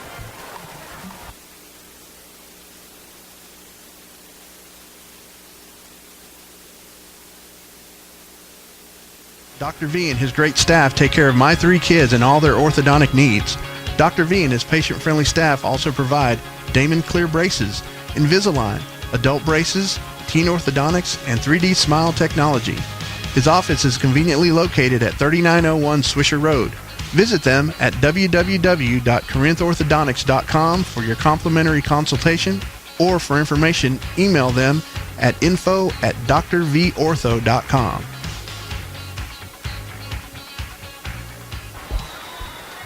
4 minutes to go here in the second quarter. Denison with a 1st and goal from the 1-yard line. Osborne the handoff to him up the middle. Easy touchdown. He goes in untouched for the score. And just like that, it's 30-0 Denison on top of the Falcons. Not even to the halftime mark. It's been ugly early. Yeah, very ugly. And hey, you want to look on the bright side? What's that? Falcons get the ball back on the second half. The start of the second half. You got to look at the bright side of things. I blame myself for thinking that you actually had something real positive beyond that to say. Extra point is I got some positives. Good, and that's going to make it 31-0. I think, in all seriousness, as bad as this game has been, the one positive has been if you really look at the Falcons' defense, they have not played all that poorly. No, they really haven't. The 2 drives that really stand out are the times where the Falcons, the Yellow Jackets started at the Falcons' 10 and had another drive where they started at the 8-yard line. A combined total of 18 yards to go to score twice, and the Falcons' defense held them to a field goal, and then they, of course, had a takeaway in the end zone from that 8-yard line. So the Falcons, with the interception in the end zone, was able to keep points off the board. Right. Now, you mentioned earlier they weren't able to capitalize offensively on that turnover, but He still saved four more points. It should be 35-0 right now, and Kobe Minor's pick saved the day. Yeah, whenever you can create a takeaway defensively backed up inside your own 10, it's a win, even if you end up punting the football. So, the defense is done their job. It's just this offense has not done anything to help this Falcon defense. Let's see if that can change. 31-0. Falcons set to receive the ball. It's going to bounce on the kickoff at the 10-yard line, and hey, it went out of bounds. That's a penalty against Denison. Positive! So the Falcons will start with nice field position, down 31-0. Maybe I need a heaven drop on those. Anyone that's Not familiar with. Oh, okay. We're going up. I'm not sure. We're going up. We're making a comeback. Kickoff Hey, that goes out of bounds is the positive to bring that one on. I think you know what we should do up here? What's I that? say we make predictions. We got a Green Bay Packers fan, and we have Cowboys fans. Make y'all's predictions. Send in on the YouTube chat what your prediction is. We got a former Falcon in that game. I don't get paid enough to make predictions. You have Josh Jackson, the former Lake Dallas defensive back. Or are you going to go with your local boy? I got to stay with my local boys. I'll be cheering on Josh Jackson, but I still got I got the Cowboys in this game. Who you got, Fab? Fab's just shaking his head because he knows Cowboys are going to win. He knows Aaron Rodgers is struggling. Falcons trying to get back on the right foot. Angle, play action snap on first down. He's got some time rolling out to his left. Now he's got to make a decision, throwing it to Hope at the 40, incomplete. He missed him. Angle throwing on the run and able to find him, and it brings up 2nd down and 10 at their own 30. Yeah, and just looking at the offense, all of their heads kind of hanging down after each play. That's not a good thing. And even looking at the coaches on the sideline, after each play, their head just kind of just droops a little bit. And you can only have so much energy that the defense brings. You got to think with all the energy. And 2nd down throw, McGrew hit as he caught it immediately. He is just trying to get past the 30-yard line. He hit a wall, and it's that little bubble screen you mentioned. When the Falcons have stacked one side of the line with a couple of receivers, sometimes tonight it's been 3. Yeah. That time it looked to be 2. They've gone to McGrew by himself on the right side, and it's been a dangerous throw, and there just hasn't been room, but they continue to go to that little screen to McGrew. Brings up 3rd down and 8. 2 receivers on each side. Angle out of the shotgun. He's got, I want to say, Lindsey to his left hip. Can't tell yet. Falcons at their 32-yard line need to get to the 40. Yeah, in fact, that's Lindsey now on his right hip. Angle. Snap. Play action. Nope, he's going to give it to Lindsey up the middle. Not a lot of running room. He's going to be stopped by a mob of Jackets and Falcons at the 35-yard line. So that'll bring up 4th down and about 5 yards to go. And man, let's see. Punting unit looks to come out for the Falcons. Look, and there's a lot of damage that can be done in 2 minutes and 40 seconds. I mean, who knows what? I mean, there could be another blocked punt. I mean, it could be any. I don't want to be not being pessimistic, but there's always a possibility. That's too much time left for Denison with how well they're running the football. And they just called a timeout. So Denison, with 2 remaining, looks to get the ball back. 2:42 left here in the first half. Second quarter of action sees this a 31-0 Denison score. Falcons getting set to punt the football. One number, whenever you're down 31 points, if I were to ask you how many times do you think the Falcons have punted the football tonight, if I were to tell you they've only punted it twice and they're down 31-0, that would let you know that some bad things are happening before they even get to 4th down. They've turned the ball over on an interception, another interception, and then turning it over on downs on their last possession. And that doesn't even mention the 2 block kicks. Yep. So it's been sloppy tonight. They're going to punt it for the They put Patty back there to tonight punt as well. That's another key note. Yeah, they got extra protection. They got 3 upmen right in front of him. Yellow Jackets set to return. Good snap. Good punt.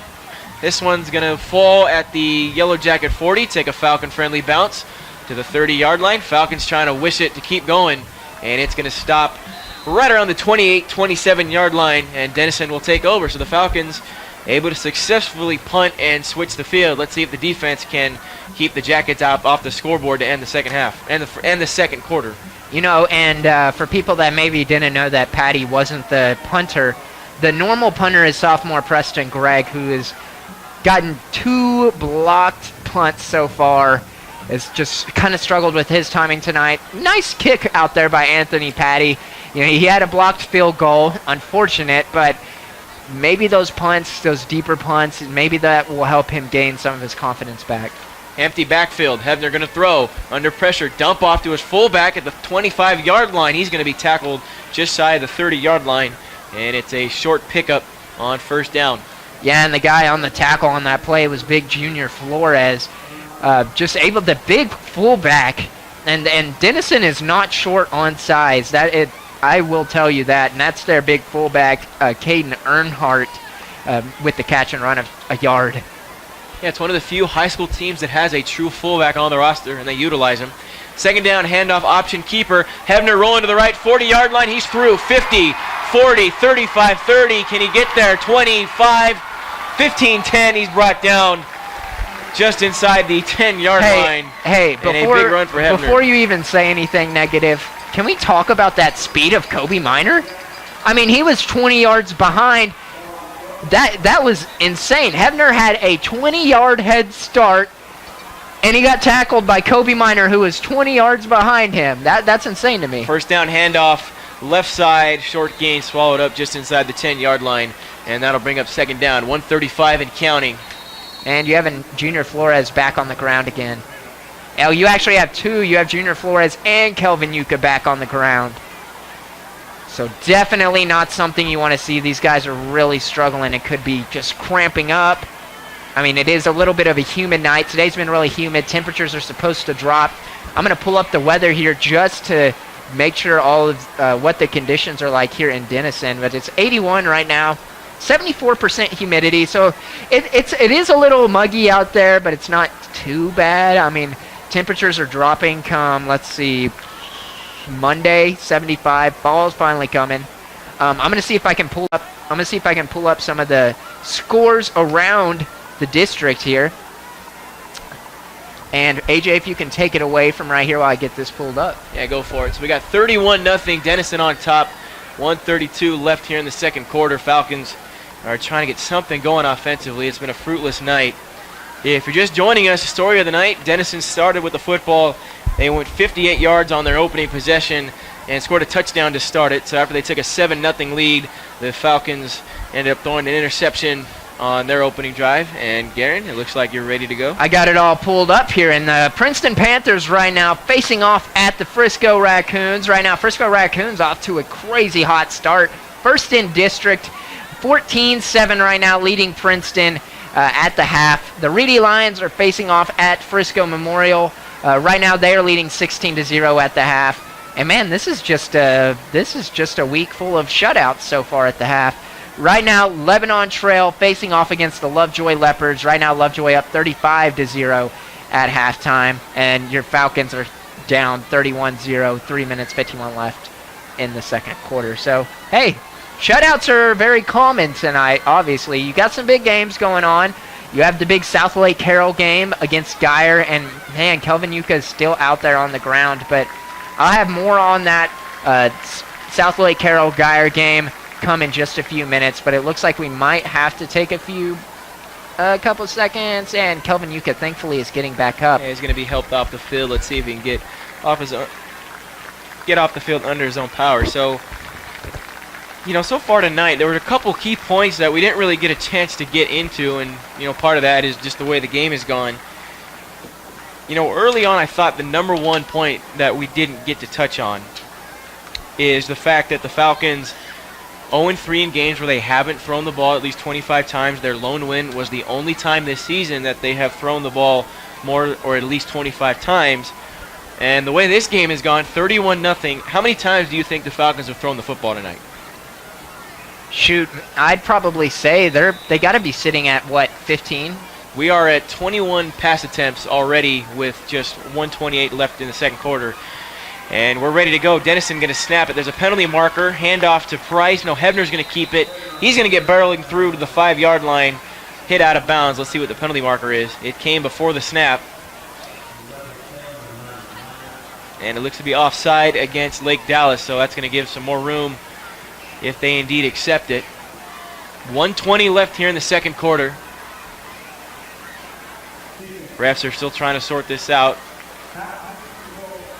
Penalty's going to be half the distance of the goal, and it's going to bring up a first down for Denison. So they're at the 3-yard line. Got to get to the end zone. 1:20 left. 2 timeouts, but they most likely won't come into play here. Handoff. This is Jones up the middle, right to the 1-yard line. He stopped. Check that. That was Price on the carry. but he stopped short of the goal line, and that'll bring up third down and another Falcon player Oh, man. looking like he's going to need some attention, and he's going to get looked at. Well, I mean, this is that Junior Flores again?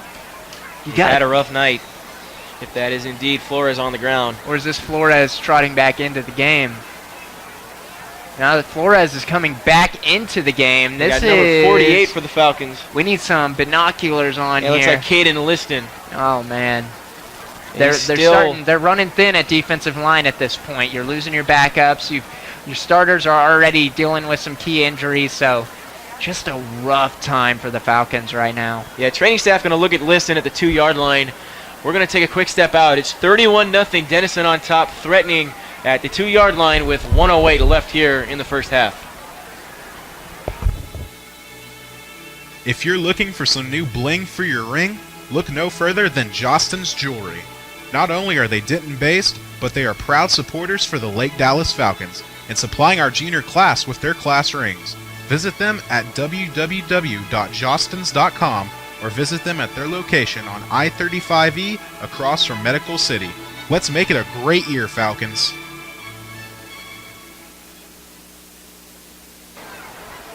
Back at it here, 1:08 left. Falcons trailing 31-0.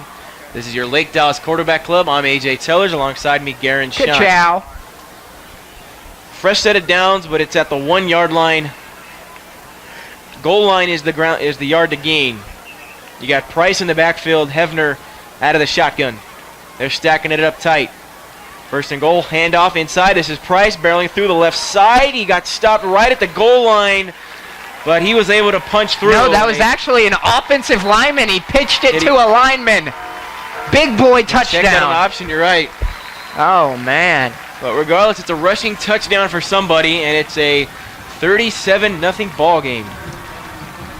All right, and for those of you who are curious about the South Lake Carroll Geyer game, right now Geyer is leading South Lake Carroll 21-18 in the second quarter. Right now Geyer just fumbled the football, trying to get the exact updates as soon as possible.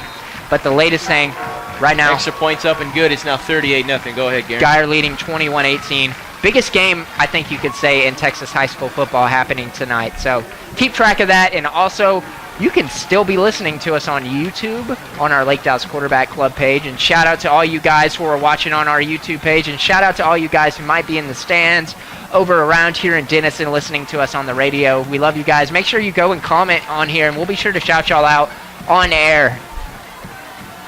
Longest drive of the night, spanning 8 plays, 73 yards. Denison punching it in. 38-0 lead for the Yellow Jackets. They've been dominant tonight in the first half. And with just 58 seconds to go, Falcons getting the ball back. You can bet Michael Young is not looking forward to this halftime talk. Absolutely not. And, you know, this is one of the times he's probably glad we don't have a sideline reporter to ask him these tough questions come at halftime, because so far there's been no answers to stopping this Denison football team, especially I think you could say Denison's defense. They've done just about all the work. They've put them in this excellent field position and caused several turnovers. Lindsey's going to call for a fair catch, but he muffs it, but it'll be picked up behind him at the 20-yard line by a teammate, and the Falcons will take over right around there. So, I mean, you got to give credit to this Denison Yellow Jacket. I know we've been talking a lot about these Falcon miscues, which there have been, and there's been some sloppiness, but you got to give credit to this Denison team on their homecoming night. They have done everything well tonight to get their first home win of the season, if you can believe it or not. Team coming in with a 2-1 conference record, 3-2 overall. All 3 of those wins have come on the road, so they're looking to change that. This would improve them if this holds. We've got a lot of football left, but this is going to put Denison in that race for the conference lead. They are 2-1 in the district. They're towards the top. Lake Dallas, as you know, towards the bottom with an 0-2 conference record. 55 seconds left here in the first half.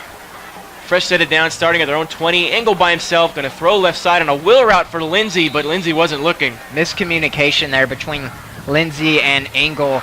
It would have been a simple just catch and throw, and it just looked like they weren't ready. Lindsey wasn't quite into his route all the way. Engel threw it a little bit too early, but definitely maybe noise is getting in the way. But you look down here, it's really not too packed. It's not too crazy loud. Handoff Lindsey up the middle Gets to the 25-yard line, brought down. Nice pickup. It'll bring up 3rd down and medium. Lindsey does a really nice job of making the first man miss whenever he gets the ball in his hands. You know, a lot of the time with the smaller offensive line, there's going to be one guy that's going to get into the backfield before you hit the line of scrimmage, and the running back's job is to make that guy miss. And I think that's one of the strengths of this Falcons team is you have two very versatile yet different running backs with different running styles. I think with Lindsey, you definitely get that guy who can make the first man miss as soon as he gets the football in his hands. 13 seconds left. Low snap picked up. Handoff Agachiku on a sweep to the 30-yard line. Up the middle of the 40. Nice run by Agachiku. Running up the middle to move the chains, but with 5 seconds left, Lake Dallas looks to run this clock out after the referee said it. So not a lot of positives to talk about, at least offensively. The defense has done a nice job in a couple of situations, but doesn't matter how you put it, how you look at it, it's still 38-0 going into halftime. Yeah, you're a lot of points behind it right now, and the question is, what is I guess what's the persona going to be like when they come in, and what's the mood going to be in that locker room? Everyone's going to be very somber. Defense. Then this is when things start getting really shaky, and you put the relationship of these players into question. Because, does the defense, you got to think, does the defense start getting really frustrated at these offensive players, or offensive players getting frustrated at the defense? One person's going to blame the other. I mean, things just can get sticky real quick when you're in situations like this. Last play of the half, potentially 5 seconds left at their own 41. Angle going to drop back and throw. Only 3 rushers. He's got all day to throw it. Hail Mary. Here we go. At the 10-yard line, it is going to be intercepted. Return's going to be stopped short at the 15-yard line. So the final drive of the first half of the Falcons ends the same way their opening drive did, with an interception. So 38-0. Yellow Jackets on top. Coach Young's going to find out a lot about his football team as we come out for the second half. You know, I want to put my 2 cents in. If I could just call one call. Any team, when you're on 4th down and game's on the line, or you're trying to score right before the half, the best. In the first half of football, as we get set for the second half, Coach Michael Young had to have a lot of things to say in the halftime team talk. So, Garen, obviously down 38-0, everything's against you. We have to obviously feel like Michael Young is going to find out a lot about his football team as we get ready for the second half with this large deficit. Absolutely, and this is what's going to determine, man, you know, we're coming up, this is what, 5th game? This is the 5th game of the year for Lake Dallas, Week 5. Okay, so we're... Check that Week 6 after the bye week. They're 1-3. Okay, so we're halfway through the season. This is the 5th game. Okay, at that point, yes. So we're halfway through the season. This is make or break. I mean, this is what's going to determine your season. Some people may not want to hear it, but I hate it. But this kind of is, you know, when you're halfway. When you're halfway through, you have 1 win. You got 3 losses. Excuse me. 1-3. Yeah. So, man, they got to be able. And given a miracle, they're hoping they can pull a miracle right now. Put 42 on the board and hold the Jackets to none. But I mean, it's definitely a long shot. But I've seen it happen before. It is Texas high school football. I was telling you, you can put up any California Texas high school football team, top-ranked football team against the top-ranked Texas high school football team. Texas high school football is going to win every time. You bring up the rankings. I was making a point during the break, people, that Monterey was the number 1 ranked team. I was just bringing that up. But anyways, there's no way around it. You're 1-3 in the season are the Falcons. More importantly, you're 0-2 in conference. You're sitting near the bottom. Right. You have a Frisco team that you welcome home next week. Frisco High will come to Lake Dallas undefeated, 5-0, 3-0 in conference, and rolling. So the Falcons are at a spot here where there's going to be a lot of adversity, not only in this game trailing 38-0, but they've got some tough tasks coming on later in the season. And what I said earlier is Michael Young's going to find out what this team's made of, because the road does not get any easier. And like you said, you're at the point of the season where you're going to find out pretty quickly what this team is and where they're headed. And so far, it has been mostly negative results. Oh, yeah, so far it's been a lot of negatives, and it's time. You know, even if they don't win this half, I mean, sometimes, yes, you want to make it to the postseason. I mean, and there's still a chance. There is definitely still a chance there, but even if you say you don't win this game, you want to go out putting up a fight. Whether you go up out there, you put up.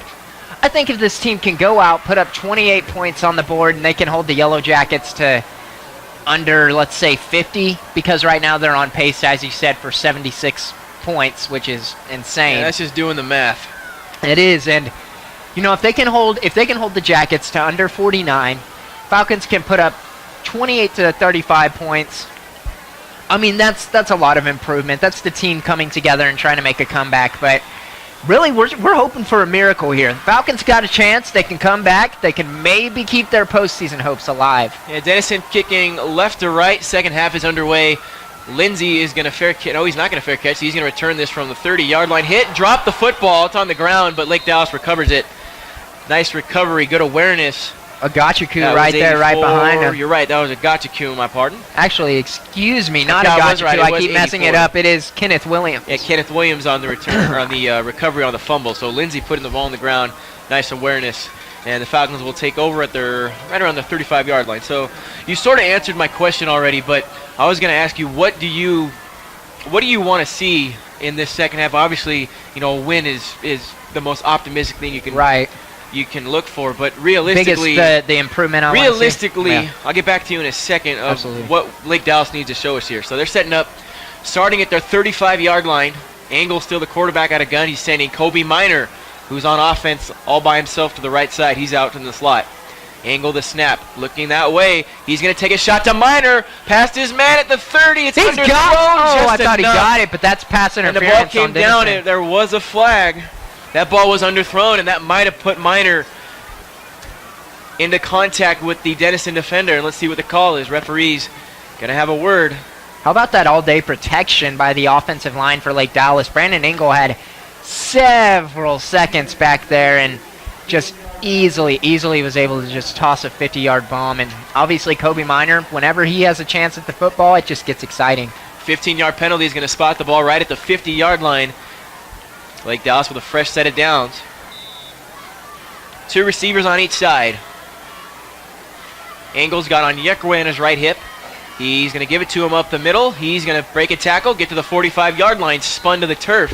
Pickup of about 5, and that's the volume run game for Ike on Yekrwe. And it brings up second down and medium.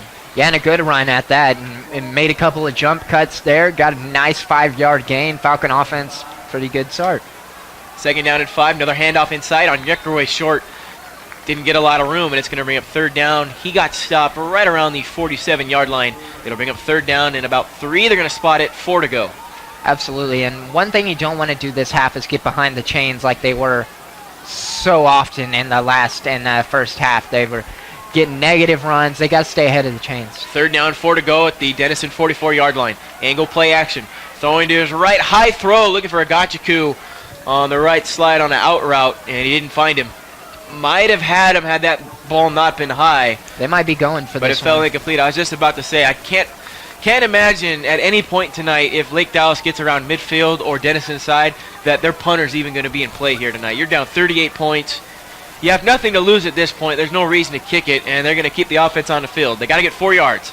Snap, Angle, rolling to his right, looking downfield. He's got some pressure, runs upfield, a hit, trying to stay on his feet, but he's brought down shy of the first down marker. Ball may have came out at the end. Regardless, he went down short of the first down, and it's going to be a turnover on downs to start the second half for Lake Dallas. They moved the ball, but weren't able to stay on the field. Turnover, and Denison will take over. I mean, and Brandon Engel gave it all the effort that he possibly could. He even had 2 defenders on him, tackling, trying to bring him down. Engel's still able to shake him, launches forward as far as he can, and just falls inches short. Obviously, the ball comes out of his hand, so it would have gone to Denison either way. But I mean, the effort is there, just another not executing. First down handoff, Price. Left side met right around the guard and the tackle. He's brought down shy of the line. Looks like it's going to back Denison up 1. So a rush for -1 yard. Price stays in the backfield, brings up second down. Denison still keeping the tempo up. They're not wasting any time. Second down and 10 at their own 42-yard line. Handoff Price again. No keeper. Having going to run to the 50-yard line. He's still going through to the 45-yard line. Hevner running downhill, and it's a first down for Denison. Yep, and they're going to continue with that run game, and Hevner's just doing a great job. They continue to switch out these backs between Price and their other main guy, Asa Osborne. Hand off, this is Price again. He's got room outside of the 40, makes a man fall. 35, 30-yard line, out of bounds. Another pickup, another Denison first down. And another outside zone at that. They're picking on these cornerbacks. They know they don't really want to tackle. Joseph Taylor, he's been up to the task. So far, number 32 for Lake Dallas, that's Austin Dabney, has just really been struggling on the outside zones, especially with these big, powerful runners. Osborne on the left hip of Hevner. Stacking the right side. Give it to Osborne. Going to sweep. He's got a hole at the 35, 20-yard line, falling forward. Right around the first down marker. Another big pickup on first down for Denison. This ground game has lived up to the billing. Remember, this is an offense that is averaging 244 yards a game on the ground. It's quite impressive. Second down handoff. Osborne again finds a hole at the 15-yard line, falling short of the 10. Another Denison first down. Absolutely, and you have Osborne coming in freshly rejuvenated as the leading rusher. You have lightning and you have thunder, and you got the guys able to also get to the outside. It's something that you want with running backs. And first and 10 from the 12-yard line. Osborne again, right side, trying to bounce it, gets past the 10-yard line. He's brought down right around the 8-yard line. Osborne on another carry. Kelvin Yuka back on the ground. It's been a rough day for that Falcon defense. This offense for Denison, in particular the ground game, it wears you down.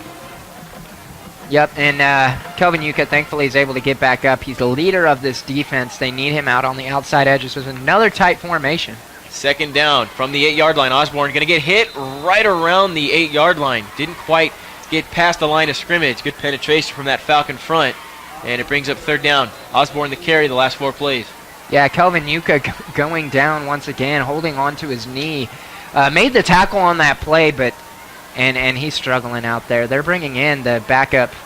They're actually bringing the starting center for Lake Dallas, Kellen Culberson, and putting in Rajah Singh at the defensive end. So going to have some offensive guys playing some defensive tackle as they're going to check up on Kelvin Yuka. We'll be right back. We're going to take a quick break here. Right now you have the Denison Yellow Jackets 38, Lake Dallas Falcons 0. You're listening to the Lake Dallas Quarterback Club broadcast.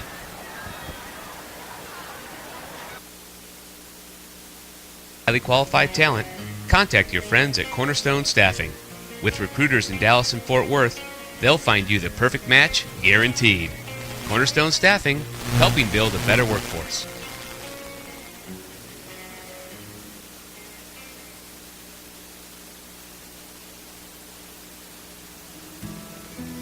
Dr. V at Corinth Orthodontics would like to wish the Falcons a great season and year. Let's prove them wrong, Falcons. Corinth Orthodontics is located on the side of FM 2181 in Corinth. Pay them a visit today. Sweet Huffine Chevrolet in Louisville, where the prices are so low. So low, so low, so low. Third down and 6, Denison at the Falcon 8-yard line. Under center. Now, check that out, a shotgun. Going to be a keeper up the middle out of the Wildcat. This is Osborne barreling through just shy of the 5-yard line. He's stopped, and it'll bring up fourth down. And we'll see what Denison decides to do, up 38 points. And it looks like the kicking unit is going to come onto the field. Kellen Culberson out there on the tackle, filling in at the defensive tackle position with a couple of players injured with Junior Flores, and you got Kelvin Yuka. And one name we haven't said too much tonight is Christian Crawford. We haven't heard that name at all, actually. And really, the pass disruption hasn't been back there because, as you were pointing out, AJ, field goal's up and good. That's a 10-yarder. And as you were pointing out, they've only thrown how many passes again? They have thrown the ball 5 times, and they've ran a total of 41 plays. That just gives you a taste of, A, how this offense for Denison operates, and B, the kind of dominance that they've had on the ground tonight. Lake Dallas has had not a lot of answers defensively, offensively, and that's why they find themselves down 41-0. 7:51 left here in the third quarter. Stay with your Lake Dallas Quarterback Club, bringing you Falcon football. 41-0, Denison on top here in the third. Hey Falcon listeners, Fab Solis here to talk to you guys about James Wood Auto Group. They'll get you in your new car hassle-free. Find your next car at James Wood Auto Group, located off I-35 South in Denton. Go Falcons! So to give you an exact number, the Denison offense has ran 46 plays from scrimmage tonight, and they have only thrown the ball 5 times. Wow. Gives you a perspective on how dominant that run game has been. After the field goal was a 20-yarder, 41-0. Denison on top. Lake Dallas is going to field this kickoff at the 15-yard line. Right up the middle to the 30-yard line is where the Lake Dallas offense will start. So Garen, I didn't get a chance to finish this thought, but obviously down 41-0. Unless something miraculous happens, you're probably not going to come away with a win. So with 7:44 left here in the third quarter and the fourth quarter left to play, what do you want to see out of this Falcon team going forward tonight? I want to at least see them put some points on the board, and you don't want to lose your dignity entirely. You don't want to go out there and get beat 78-0. And so far, the pace has remained constant. And Denison is not slowing down. They've yet to take out their starters. You got to expect we'll probably be seeing the second stringers coming up soon. But I want to see this offense put up some points. Sweep on first down to the 30, 40-yard line. Barreling through. He's gone. Outside the edge. No flags behind him. Knob at the 20, 10, 5. Touchdown, Lake Dallas. Well, there's your score. Falcons find themselves on the scoreboard. They've ran that wide receiver sweep. I count this as a win. A couple times tonight, and it finally breaks through here with Daniel Nava taking it to the house. That's a 70-yard touchdown score, and it's 41-6. Absolutely a great run by Fabian Nava. That cut through the entire defense of Denison, and like I said, yeah, they got their twos in there. You see their bigger guys are out there just kind of catching their breaths, having a good time on the sideline, but still, that's a positive you needed to see. An end around, hey, it finally worked. Extra point is up and good, and that makes this a 41-7 game. You got to think when these teams don't put the nets behind these goal posts, how often are they having to climb to the top of this field house and throw the footballs back out of here? I mean, because they're going in there every time. You'd have to play what is it, kind of like jackpot, but with the kicking the ball. I've never heard who can that hit before. the AC unit right in the center and kind of play it like a points game like they do in the Pro Bowl. I get what you're saying. So 41-7, Falcons on the scoreboard. Maybe that'll bring them some momentum and they can get something going here. I think you mentioned before the break is if there's a chance that the Falcons can keep them under 50. You're saying that's a goal you have for this team, or you give them a little more cushion the way this game has gone? I still feel like keeping them under 50 points is a bit optimistic. And that's no disrespect to the Falcons' defense. That's just more credit to what this Denison offense has done this season. Do I go to 65? I mean, 65. 9 points. Potentially, it's going to take them. I'm keeping it at 50. If you get beat by if a team gets over 50 and you got single digits on the board, it's hard to take. Pooch kick, short one on a kickoff, fielded at the 30-yard line. 35, man up the middle. Couple of Falcons bringing him down just past the 45-yard line, so Denison will take over with a little bit more than half the field to go. 41-7, Yellow Jackets on top. Falcons just trying to salvage some momentum here with 7:23 left in the third quarter. And they're going to send some of their reserves out there.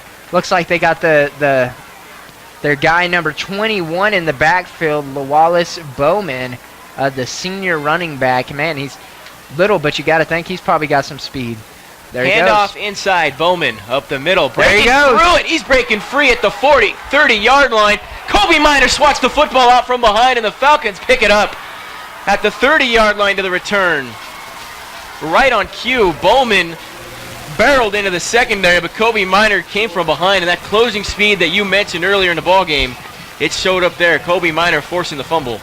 Kobe in there, man. He's trying to save their dignity. You see all the coaches talking in his ear. All the coaches right next to us are going crazy. I mean, they're happy to see little things like that. Kobe Minor just sticking to, he's being so knowledgeable. He knows that this is a second, third string running back in at the game, and able to use that just fist, and obviously took some lessons from Peanut Tillman and punched it right out. So Lake Dallas will take over at their own 45-yard line. It's been some of the better field position that they have had tonight. They're sending Kobe Minor out there at the running back position right next to Brandon Engel, so you got to think the ball's going into his hands. Hey, you got 2 receivers on each side. Engel going to throw. He's dropping back, evading pressure. Now he's up the middle, fires it on the run. He's got a man. It's Nava, but the ball came out after contact, and the field judge right on the play signaled that it was incomplete. Nava got hit hard the second that ball arrived, and it came out, but the field judge was right on top of it. 2nd down. Yeah, and you're going to have Kobe Minor trot back off the field, but he was a little bit winded. He's having to chase these guys down from behind, and I want to see, I got to look up what his 40-yard dash time is, because that guy has some serious speed. He's come to play tonight. Trips left. Jaden McGrew by himself on the right side. On Yeckerway in the backfield along with Engel. Gonna throw. Quick one to McGrew. It's intercepted. Look out. 30-yard line, 20-yard line, 10. Engel trying to trip him up at the 5. He can. It's a touchdown on the interception return. That quick slant to McGrew. Picked off, taken to the house. You knew that was coming. Dangerous throw's been made a couple times tonight, and Engel finally paid for it.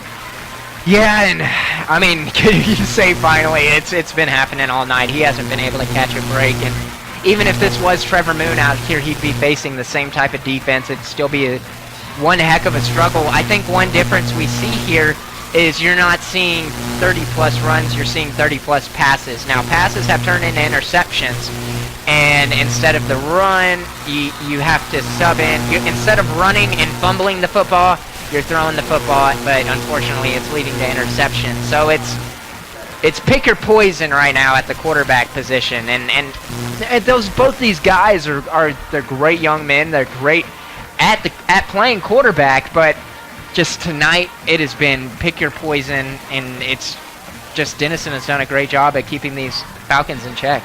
Well, Engel hasn't had an entire game as the signal caller since week 1 against Denton, so there's got to be some rest there. And give credit, Michael Young. He's been a little bit more aggressive with the play calling, and this offense has opened up the playbook. You just got to give some credit to this Denison defense.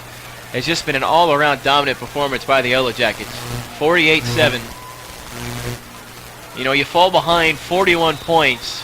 Yes, there's miscues. Yes, there's sloppiness. But at the end of the day, you got to give credit to your opponent, and Denison certainly has earned that tonight. So Lake Dallas, with just under 7 minutes to play in the 3rd quarter, now down 41, will receive the kickoff at the 20. It's muffed. Ball's loose. That's a live ball at the 15. And falling on it is the man who couldn't come up with it, trying to figure out who that is, number 84 for the Falcons. Kenneth Williams. That was Kenneth Williams. So the Falcons will take over right around their 15-yard line. Going to take a quick step out. 48-7, Falcons trailing. 6:47 left in the 3rd quarter here with your Lake Dallas Quarterback Club. Hey Falcon fans, your local community bank, Point Bank, would like to invite you to its location right here in Corinth to get your very own Lake Dallas school logo debit card. It's free when you open up a new personal checking account. To sweeten the deal, Point Bank will make a $25 donation to your choice of participating booster club. 1st and 10, handoff up the middle. This is Lindsey breaking out to the edge, 20-yard line to the 25-yard line. Check that on Yeckway on the carry, and he's going to be right around the 1st down marker. Yeah, and I got an update for you guys interested in this huge South Lake Carroll Denton Geyer game, the former rival of Lake Dallas. Right now, South Lake Carroll is up 32-21 in the 3rd quarter. 1st and 10, Engel handoff, botched it. It's on the ground. He picked it up. Get around the edge of the 30-yard line to the 35. Engel able to get out of bounds and make something of a play that almost ended in disaster. They wasn't able to secure the option to Onyekwe. After he pulled it back, he lost it. Hey, he's still got a first Yeah. down out of it, so that's pretty impressive. And you got to give it to Engel as well. He's not a natural quarterback. He's a wide receiver. Wide receiver is his natural position. That's what he got to pull. On the sweep again to the outside of the 40-yard line, trying to cut upfield to the 45. He's brought down right around the 1st down marker. So the Falcons picking up a nice gain on their last 3 plays. And it's enough for a 1st down. Brandon Engel, he got recruited and he got a full scholarship to be a wide receiver at Air Force. That's what he's going to be. And he's doing a pretty decent job at trying to fill in at quarterback. Obviously has some kinks to work out, especially at being your first game since Denton to be playing quarterback. It's not the worst, for sure. Yeah, whenever you come back after a leave of absence like Engel had, it's definitely going to be trying. Some adversity to face, and that's been the theme of the night. A lot of adversity facing these Falcons. Clock getting past 6 minutes here in the third quarter. Falcons trail 48-7. False start penalty after the first down is going to make this second down and 15. Back around their own 40-yard line. Snap. Angle going to hand it off on Yekerway. Meets a wall at the 41. Not a lot of room, and it's going to bring up second down and long. Yep, and that's just trying to run it right down the gut. I didn't catch whatever penalty that was, because right now we're sitting at a second and looks like 15. So got a second and a long. You got Sam Collier in here in the slot receiver, so a little bit of position changes going on. Angle rolling to his left, throwing on the run, and it's in and out of his receiver's hands. And that looked to be Hunter Hope, unable to make the catch.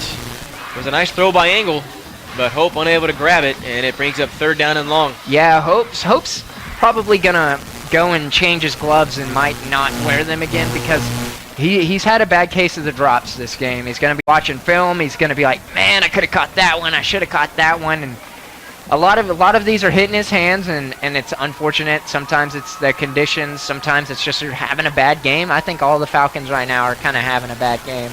3rd and 15 from their own 40.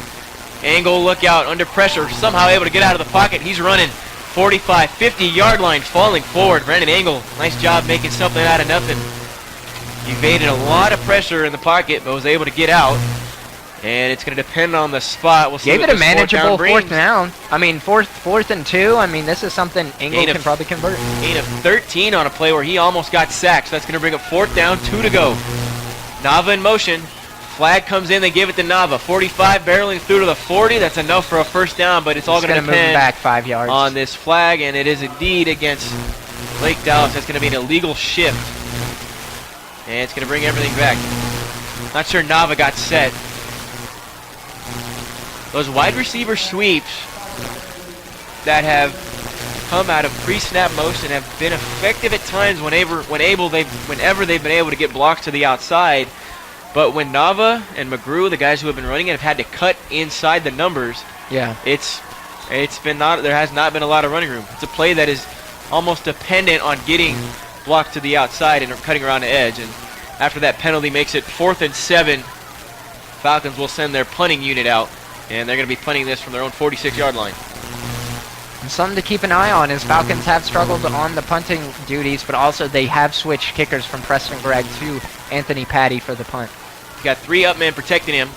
Quick punt on that left foot is going to bounce at the 25-20. Falcon-friendly bounce at the 15. Still really going. Good punt. 12-yard line is where it's going to get down. Not a bad punt out there by Anthony Patty. So the Falcons will force Denison to start inside their own 15, 48-7. And we're going to keep it right here with 4:04 left here in the third quarter. Yeah, Lake Dallas needs to obviously look back on this game, and they have to capitalize on some of these mistakes. You look at it, you're halfway through the season, you're coming on your now 0-3 in the district. It's really hard to come back from an 0-3 start. I will get you a quick scoring update on the rest of the district. Flag comes in before the play. It's going to be false start on Denison. They'll back up 5 yards. That'll put them at their own 7-yard line, so they're backed up.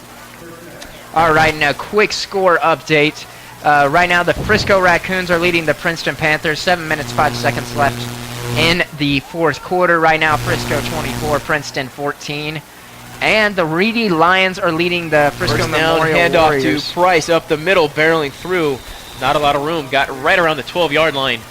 Short pick up there will bring up second down and long. And right now, Reedy is leading Frisco Memorial 33-0 with 9 minutes, 38 seconds left in the fourth. And Lebanon Trail is currently trailblazing the Lovejoy Leopards as Lovejoy is leading them. Sweep on Price to the edge. He's going to change direction upfield to the 10-yard line where he's met. He's brought down hard. And that's going to be about a loss of 2 yards, and it's going to bring up third down and long. As right now, Lovejoy is currently leading the Lebanon Trail Trailblazers 55-13. 9 minutes, 43 seconds left in the fourth quarter. Ebner still out of shotgun here on third down. 10 to go. Looking to his left. He's got some time. He's got all day to throw. He's rolling out to his right. 5 in pursuit. Can't get him at the 15-yard line. He's hit out of bounds, and that'll bring up fourth down. Nice stand by the Falcon defense. They're going to force this Denison offense to go 3 and out for the first time tonight. Man, and isn't that crazy? This is the first time that they're forcing a 3 and out. And it's not on the defense necessarily. It's been on turnovers offensive-wise. It's gotten the defense into bad spots where they have 5 yards to defend. And it's a struggle. It's hard when you have players lined up in their own end zone trying to defend it on the first few plays of the drive. Good snap, good hold. Punt is a good one. It's going to bounce to the 50, go straight up, and it's going to be touched by a yellow jacket, and it's going to be down at the 47-yard line. Should correct, that's the second time tonight that Denison has gone 3 and out, with the other time resulting in a field goal. So it's the first time that Lake Dallas has forced a punt after 3 plays offensively. We're going to take a quick step out. 48-7. Falcons getting the football back. 2:53 left in the third quarter with your Lake Dallas quarterback club. Hey Falcon fans, your local community bank, Point Bank, would like to invite you into its location right here in Corinth to get your very own Lake Dallas School logo debit card. It's free when you open a new personal checking account. Point Bank is a member FDIC. Quick return to action. First down handoff. Agachiku on a sweep to the 45-yard line. And it's going to be a nice pickup on first down. Bring up second and medium. Yeah, right now, Gachiku, they're sticking with these wide receiver end arounds. A nice 5-yard gain, 6-yard gain around the corner. Gachiku, he has nice speed. The Falcons like him at the receiver position. Took him off that kickoff return unit in order to keep his health the priority. Second down, 4 to go. Angle, handoff. Lindsey met at the line. He's going to be brought down at the 45-yard line. Check that. Not the Trevor Lindsey. Hunter Markham. That carry went to Hunter Markham, first time tonight that his name has been on the score sheet. I think that might have been his first carry of the season, if I'm not mistaken. My roster sheet might be a little outdated here. I think mine might be a little outdated, too. I got a couple of number changes that have happened and may not have updated it. Third down and 3. Quarterback keeper on option. Angle running. He's got pursuiters behind him. He's going to be brought down in the backfield. Angle on the ground, unable to get back to the line of scrimmage, and that's going to bring up fourth down. You got to go for it here. I mean, when it's fourth, it's 4th and 6. You still got to go for it. I mean, the ball is barely in Denison's territory, so there's nothing to lose, like we had said. Going for it, 4th and 6. Angle rolling out to his left, flag flies, and before everything starts, it's going to be a false start. And it'll back it up. That'll make it 4th and 11. So we'll see if the Falcons elect to go for it again. I'd say why not. Oh my gosh. Actually, as I complete that thought, I'm sticking with that. Why not?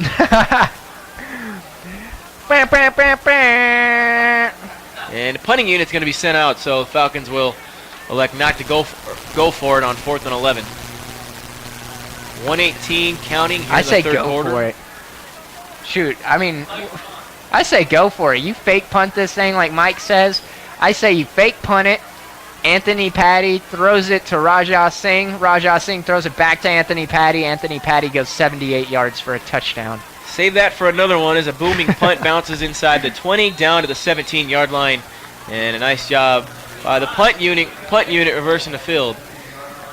I like that idea, but I'd say the one thing against it is why give your next opponent some film in a game that's already lost? Why put your fake punt play They don't want to put out there for the world in a 48-7 game? I don't know if the listeners know. I do have a direct line into the coach's headset, so I may or may not be calling some plays. Oh. Yeah, I'm an anonymous source. So your anonymous source is yourself. First down handoff. Denison going to run it to the right side as Bowman stops shy of the 20-yard line. He's brought down. Nice job by that defense. Falcons keeping the game minimal. Brings up second down. 44 seconds and counting here in the third quarter. Right now, there is a very strong possibility that they could. Yes, there is a strong possibility that Falcons could lose the game. Handoff. That's Price. our good Mike. Tackled in the backfield. Nice wraparound stop. Falcons doing a nice job getting pressure up front. Jaden McCarter, senior, getting a tackle for a loss. And it brings up third down and 10.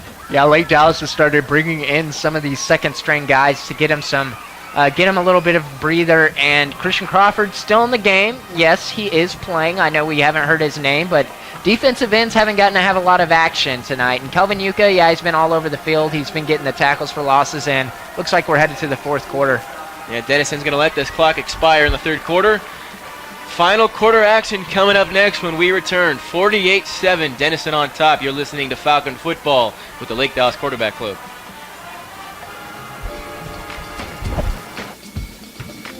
I don't always watch high school football under the Friday night lights, but when I do, it's with Maston Air, watching the Lake Dallas Falcons crushing it. Stay cool, my friends.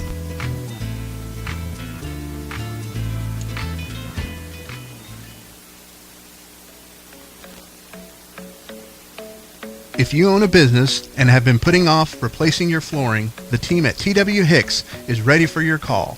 Located right here in Denton, TW Hicks has the quality service, quality leadership, and experience needed to be your industrial flooring solution.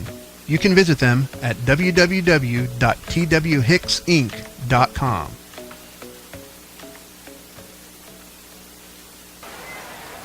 Third down and 11 for Denison at their own 16-yard line. As we get set for this final quarter, I'm AJ Tellers, Fab Solis behind the scenes, and my partner in crime, Garen Shantz, alongside me. Getting ready for the final quarter tonight. 48-7, Denison on top. Set for this third down play. 11 yards to go. Hebner going to throw. A lot of space up the middle. Pressure behind him. He's running. Cuts upfield. He's going to be spun and brought to the ground. Shy of the first down marker, and the Falcons will get the football back. And I don't even have that number on our roster. This guy's getting some action, though. We'll get it to you as soon as we can. One of the guys was Jaden McCarter on the stop. Had about 3 Falcons bringing Hebner to the turf. 4th and 11, they're going to punt the football. Set to return it is Kobe Miner. See if Miner can start this fourth quarter off with a bang. Punt's going to be behind him. He's going to wave it off. It's going to bounce to the 39-yard line and hit out of bounds, and the Falcons will take over. Good starting field position on their opening drive in the final quarter. All right. Trailing 41 points. Go ahead, Garen, if you have a thought. Oh no, I was just going to go ahead and say finally got the updated roster here, and that was Croft Stevens on that tackle. That is number 43. That's what I was saying. Is down 41 points. What kind of a game plan do you look for this Falcon offense to have here as they start the fourth quarter? I can give you a serious response, or I can give you a response that would just be fun. I say you go and just Pat Mahomes this one. You just chunk it down the field, don't look, and you hope for the best. Maybe you do a couple of trick plays to just spice it up a little bit. I mean, you got your twos in. I mean, even watching it on film, how much can people really see? Oh, that thought. They're going to throw it left side, looking for Kobe Miner at the 30-yard line. It's behind him and incomplete. Miner had some space. I'm an anonymous source. Miner had some space, and he just was unable to find Kobe Miner. As myself, I would like to say that I have an anonymous source myself. Yeah, you say that every week. Straight to Brandon Ingles' helmet. Straight to Brandon Ingles' helmet. Okay. Yeah. Communication gets a little fuzzy sometimes. So you're saying you have a connection with the sometimes offensive coordinator. Here's the snap. It's on the ground. Someone picked it up, and it is a Denison football. So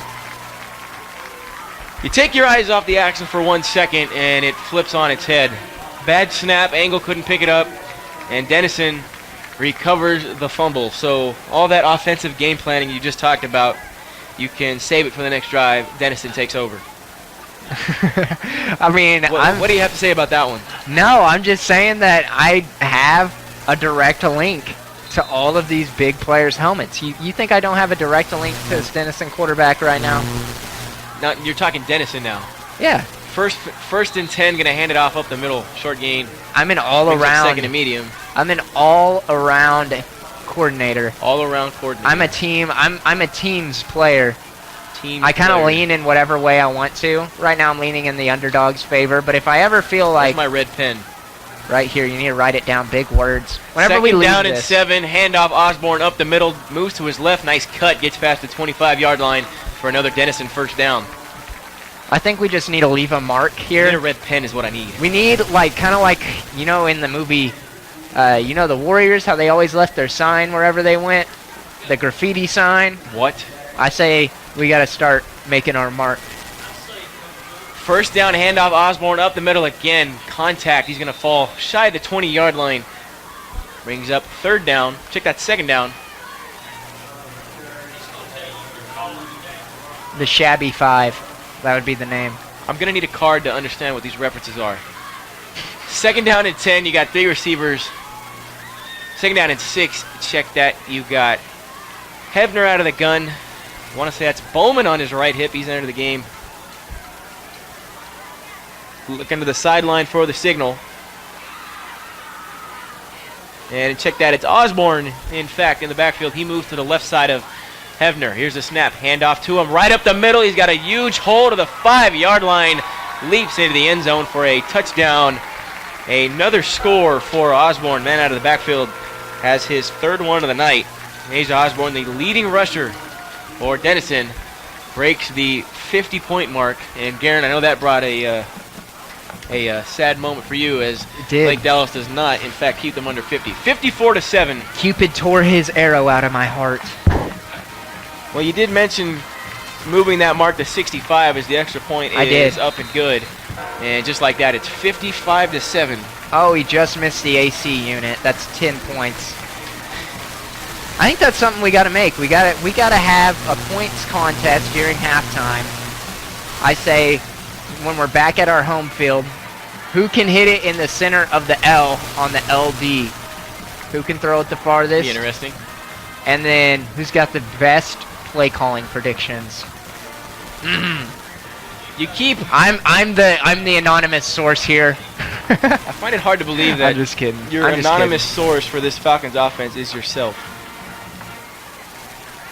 Y'all quiet, no comment. An anonymous source doesn't give away his anonymous source. Okay. Come on. Bear with us, people. Come on now. Just trying to brighten. One of those nights. Falcons trying to brightening find these some things sort up of a little optimism bit here. 55-7. Lake Dallas will get the football back. All right. I want you to ask your anonymous source. Yeah. Go what ahead. do you think is going to be the first 3 plays of this drive for Lake Dallas? Give me a second. I'll be right back. All right. I want specifics here. I don't want pass. I want to know, give me the play call here. Okay, so Trevor right Lindsay, now, ball's on the ground. He muffs the punt. He's hit, picks it up, runs around the edge of the 25-yard line before he's brought down. And it's about the 3rd time tonight that the kickoff has been misplayed and has hit the turf. It hasn't been turned over, but Lake Dallas has been a bit sketchy on these kickoffs, but they hold on to it, and they'll start from the 26. All right. So I've gotten word to from your my anonymous sources. I've gotten word from my Australian anonymous source. Says You've that lost me now. Says that the first play, it's going to be a halfback dive, and you're probably going to stick with Ike Onyekure, just right down the middle. Check that. My anonymous source is already wrong. With Trevor Lindsay in the backfield, Ike Onyekure nowhere to be found. All right, my anonymous source is fired. So 1st and 10 from the 26, handoff to Lindsay. Look out! No, check that angle. Kept it up the middle. He gets hammered, and the ball's on the ground. Trevor Moon.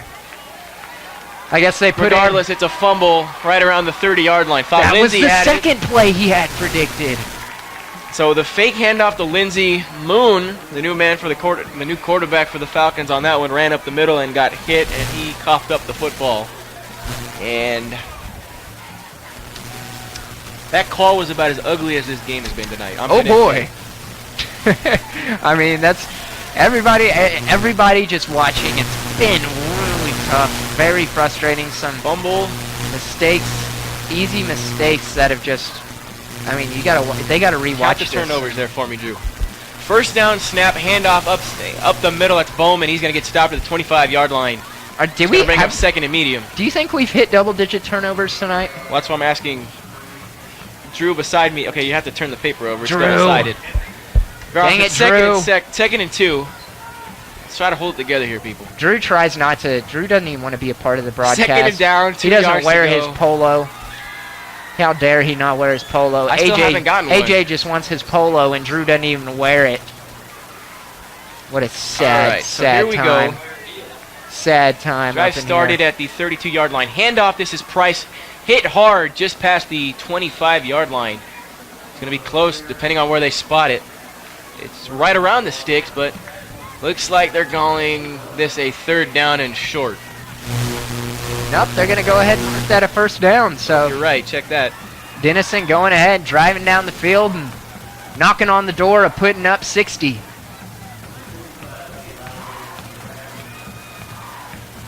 All right, now I'm going to go ahead and let's look at this. I'm going to check out this South Lake Carroll game while we're waiting. Go for it. So right now, start of the fourth quarter, the total. Hold that thought. Yep. First down, handoff Price up the middle, still going forward. A mob of tacklers. Forward progress will rule him down right around the 21-yard line. That brings up third down. Right now, given this is very outdated, I'm having to go on the Max Preps website, and you're depending on a parent. Don't talk bad on Max out Prep. there. Well, no, you got to talk bad on the parent. You don't know if they're being biased. I'm just kidding. So right now, you got South Lake Carroll still up, 32-21 over Geyer, but the last update was about 8 minutes ago. So we'll try and get back to you as soon as that gets updated. God, if only people could update their I know. scores What are on they Max doing? Preps. What are they doing? I'm mocking you. I'm up here. I'm typing in 3 different scores. Second down, 7 to go. Toss to Osborne. He's got a lot of room at the 20-yard line. 15-10 around the edge. He's barreling through forward for another first down for Denison. And check that. That was Jadavion Price on the carry, not Osborne. But regardless, it's going to set Denison up with a first and goal. You know, I kind of got a bone to pick with you guys. Who's you guys? All of y'all. I'm talking Fab. Mike, you weren't here. Mike, you're okay. You're cool. First down Drew, and 10. AJ. Check that, first down and goal from the 8-yard line. Nobody would. I got a bone to pick with a nobody scoreboard would. operator. Nobody would share. Hold up. Hold on. Did your mic just get shut off? Hang on. He just shut off your mic. Keep it shut off, Fab. First and goal, snap, handoff, Price, left side. Check that. Hebner keeps it on the run to the right, inside the 5. He's going to walk in untouched for the score. And a touchdown for Denison. And just like that, it's 61-7. And that sacred mark of 65 points. My mic is finally that back you on. mentioned My mic is earlier finally in the back broadcast on. Yeah. I think Fab. just said we had a malfunction. This Quote, sounds. end Do quote. you have to go to the bathroom? 61 He had to take a poopy. to 7. Okay, extra point is up and it's good, and it's 62-7. Let's keep it professional now. We are keeping it professional, very professional. All right, so let me finish Can you my do the bone to math pick with of you what- guys. So Commercial button. we Commercial button, get commercial chicken button. we get Chicken Express. They're serving us Chicken Express. So shout out to Denison. They are treating us up here. Hey, but whenever we come up here, I forget my spoon. All y'all got spoons. Not one of y'all would share a spoon with me. I had to eat it like a dog. And I go into the bathroom. I waited 15 minutes. 15 minutes! I'm supposed to share 15 you minutes my and I had mashed potato. I was licking it like a dog. You know, the coaches were probably looking at me like, who are these people? I was licking it. I had mashed potatoes in my beard, like underneath my chin. Not one of y'all said a dang thing. Go, Fab, hit the button. I'm pissed. I'm not going to share my spoon with you. Excuse me, I am very upset. You're my I partner don't know if I and can say that over You're air. my guy, but I mean, No one would share their spoon. I mean, I would clean it.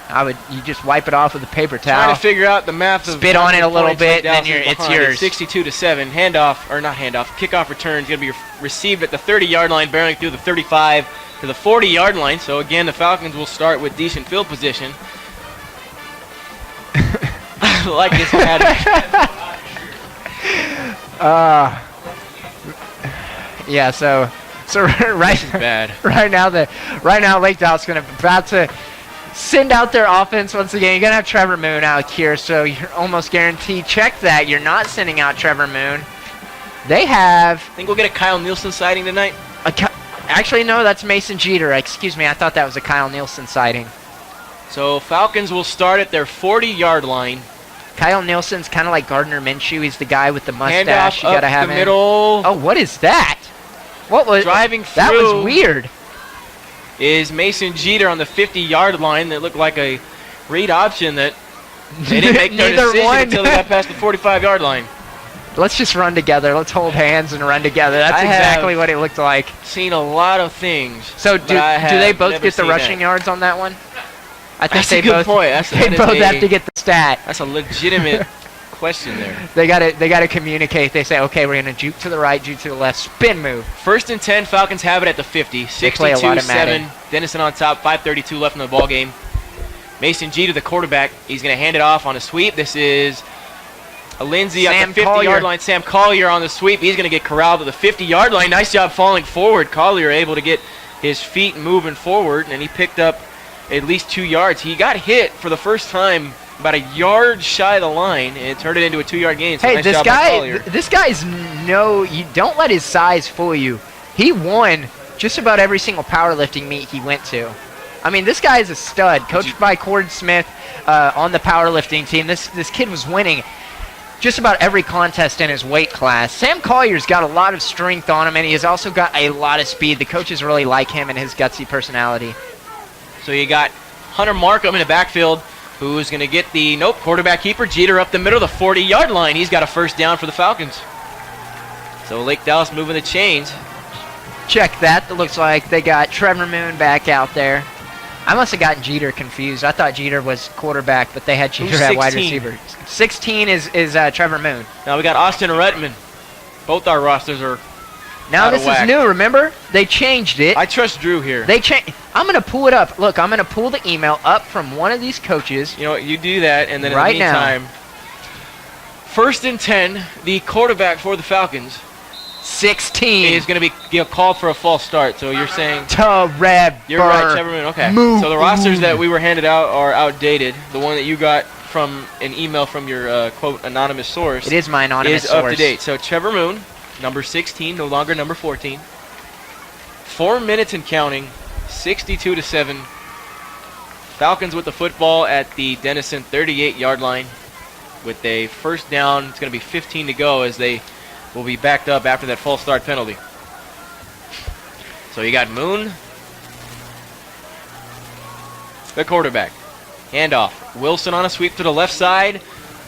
Tackled shy of the 40-yard line. Not a lot of running room. Did I get that number right? No, you actually got it wrong. That's Kenneth Williams. I know, you just put the headphones There is down. not an 84 on this roster sheet. I promise you. You don't even have a roster. That's a 2 deep. If there's players Look, on it and it here's tells our you what roster position right here. they are and their number, it's a roster. This is a roster right here. See it? Oh, thank you. Roster. Right there. I know them all by heart. You should know this. We're Falcon broadcast hearts. All right. So My heart soars with the Falcons. see, the ironic thing is you just handed me a roster and it's still outdated. Moon, handoff. Nope, going to keep it up the middle to the 35-yard line. Stop shy of the 30. That second down run's going to set up third down and short. Nice pickup by Moon.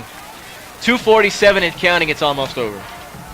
Falcons trying to end with some optimism, trying to get something going. They can at least have some positive. Hey, you Got to salvage something. You got to end with the touchdown here. You get double digits. You don't want to.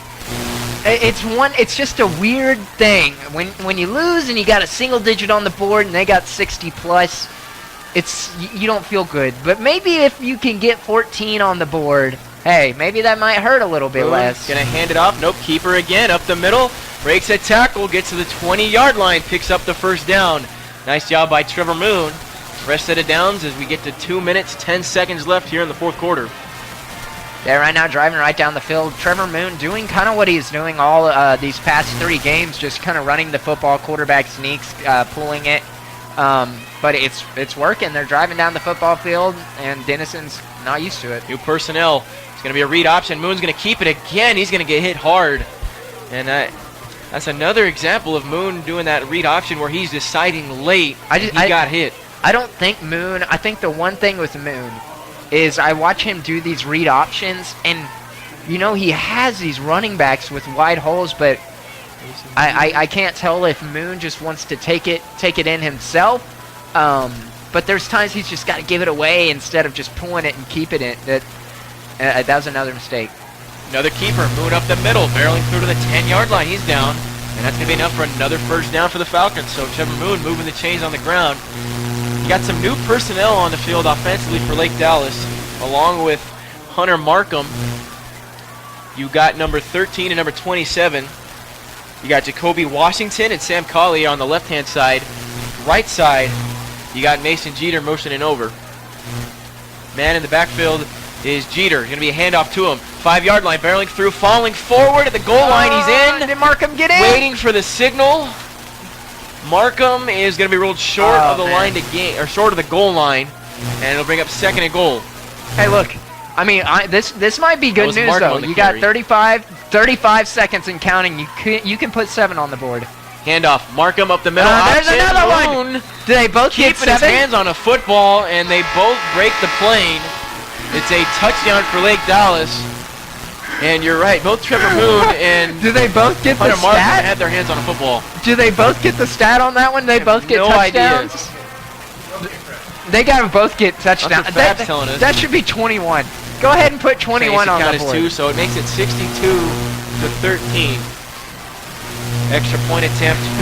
Anthony Patty, good snap, good hold, good kick. And it's 63-13. I just get a. Now make I it just want a 14. loop of that.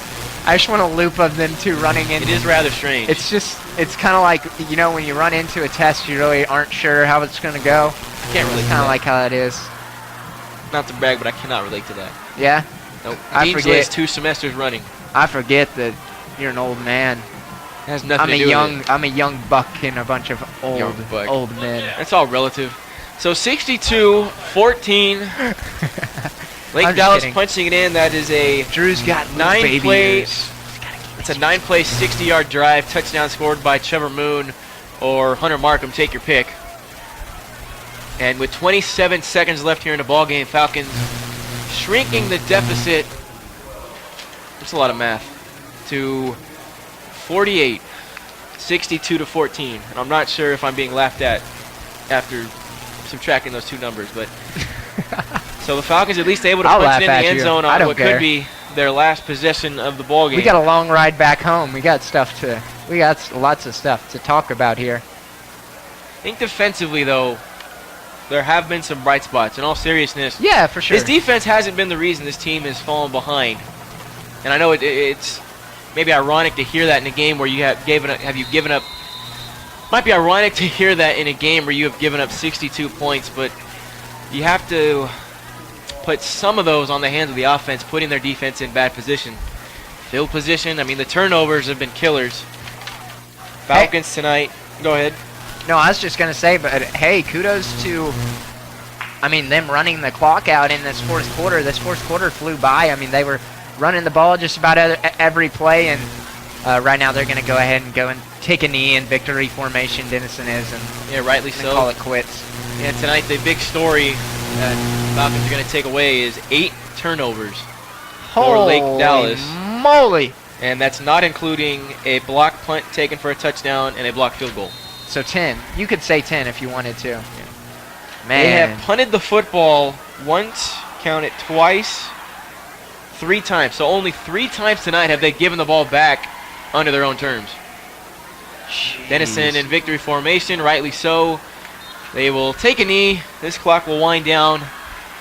Final score on this one's going to be 62-14. Denison will improve to 4-2 overall, 3-1 in conference in their chase of Frisco as the undefeated leaders of the district. Lake Dallas will fall to 1-4, 0-3 in conference, and as the season gets later, those conference wins become also important. Oh, And yeah. there's going to be a lot of sense of urgency for the Falcons going forward. Yeah, there's a lot of stuff that needs to be fixed. They need to go back into film. They need to watch what they did wrong. Obviously, a lot went wrong. I did like that they were passing the ball around a little bit. I do think Brandon Engel provided a little bit more spark. We saw Trevor Moon. He's a young guy. You know, we saw, the decisions of both of them hanging on to the ball, not pulling it, not giving it off. There's that with a young guy, and then you have a guy with experience like Brandon. But all the 10 turnovers aren't all on Brandon. There's some that are on as a kicking unit. There's some by dropped passes that should have been caught. One way or the other, though, it was a bad performance by just about the whole team outside of the defense. How much of that do you think should be accredited to this Denison team? This is a team that, offensively has been a powerhouse, and we, apart from just the numbers rushing-wise and just total touchdowns, they came into this game with 25 scores in 5 games. This is an offense that you have to give a lot of the credit. At times, this may have seemed like the Falcons were just shooting themselves in the foot constantly, which in a way they were, but I think you have to give some credit to this Denison team. Yeah. It's not all on just the Falcons not playing up to their ability. Absolutely. So I And think it's also their homecoming night, so, I mean, they were out to prove something, too. there you go. It's actually the first home victory of the season for the Yellow Jackets, believe it or not. Yeah, the season for Denison, win against Sherman, loss at home against Centennial, that's Burleson. They beat Lebanon Trail, and they lost a close one to Reedy. And then they beat Princeton last week. So the Falcons obviously had that heartbreaking overtime loss against Denton. They won on a shutout win against Centennial. Followed that with back-to-back losses at Reedy and Princeton. And coming out of the bye week, they fall 62-14 the final against Denison. Yellow Jackets take care of the Falcons on their homecoming night. Yeah, and have a great game going on over at C.H. Collins in Denton. Right now, Carroll versus Geyer. Southlake Carroll up 39-34. It is a nail biter out there in Denton tonight. Also, some around the district scores here. Wait for this app to go ahead and load. You and your apps. I know. Right now, Princeton, the Princeton Panthers faced off against the Raccoons. Raccoons won that one 34-14. Reedy faced off against the Memorial Warriors. Reedy won that one 40-0, complete shutout. And the Lebanon Trail Trailblazers lost to the Lovejoy Leopards 56-20. So you're looking at, right now, the three top teams in the district. You're looking at Lovejoy. You're looking at Frisco. Frisco is undefeated. So if you're going Frisco, Lovejoy, Denison, Reedy. And those are your top four teams. And that's the Falcons' next test is at home next week against Frisco, the leaders of the district. So absolutely, there's going to be a lot of things that this Falcon team is going to need to clean up to prevent them getting a similar result on their home field next week against a team like Frisco coming in. Right, and we got to do this before we head on out of here. Obviously, it's been a rough game, and there's not a whole bunch to say that we haven't said already. Obviously, it was a tough second half. Who would you give MVP to of? I mean, you can say of offense, defense. Who would you say was the best player? Well, I think a standout play tonight. We have mentioned a couple times that the defense isn't necessarily at fault. Yeah. They did a nice job after the offense put them in bad spots to hold the line, especially those two possessions early where Denison had the ball inside the 15 and started. Christian Crawford made a nice touchdown-saving play earlier in the first quarter. It's obviously going to get lost in the box score with the score being what it was, but Christian Crawford led the charge early in this game of this Falcon defense to at least hold the line early for that offense that just never was able to relieve the stress. I got to go with someone. I got to go with the superstar because he really showed up tonight, even though it was a blowout, Kobe. I had to go Kobe Minor. When you're chasing a guy 20 yards in front of you, he gets that 20-yard head start. Not just once, not twice, not 3 times, but probably 5 or 6 times. He catches up to these guys that are 30 yards ahead of him, and they have Falcons that are trailing, and Kobe just outpaces everybody and gets these guys down. I got to give it to Kobe Minor. He definitely had a good night, but obviously isn't happy with the final score, 62-14, as the Denison Yellow Jackets beat the Falcons for their homecoming game. Lake Dallas taking on the Frisco Raccoons, like we said. That one's going to be at home, kickoff at 7 p.m.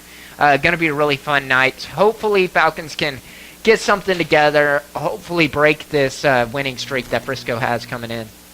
That's a good point to wrap it up. Final score again, Denison wins 62-14. Falcons going to be home next week. You can catch that game right here with your Lake Dallas Quarterback Club. I'm AJ Tellers, alongside me my partner Garen Shantz, Fab Sauce behind the scenes.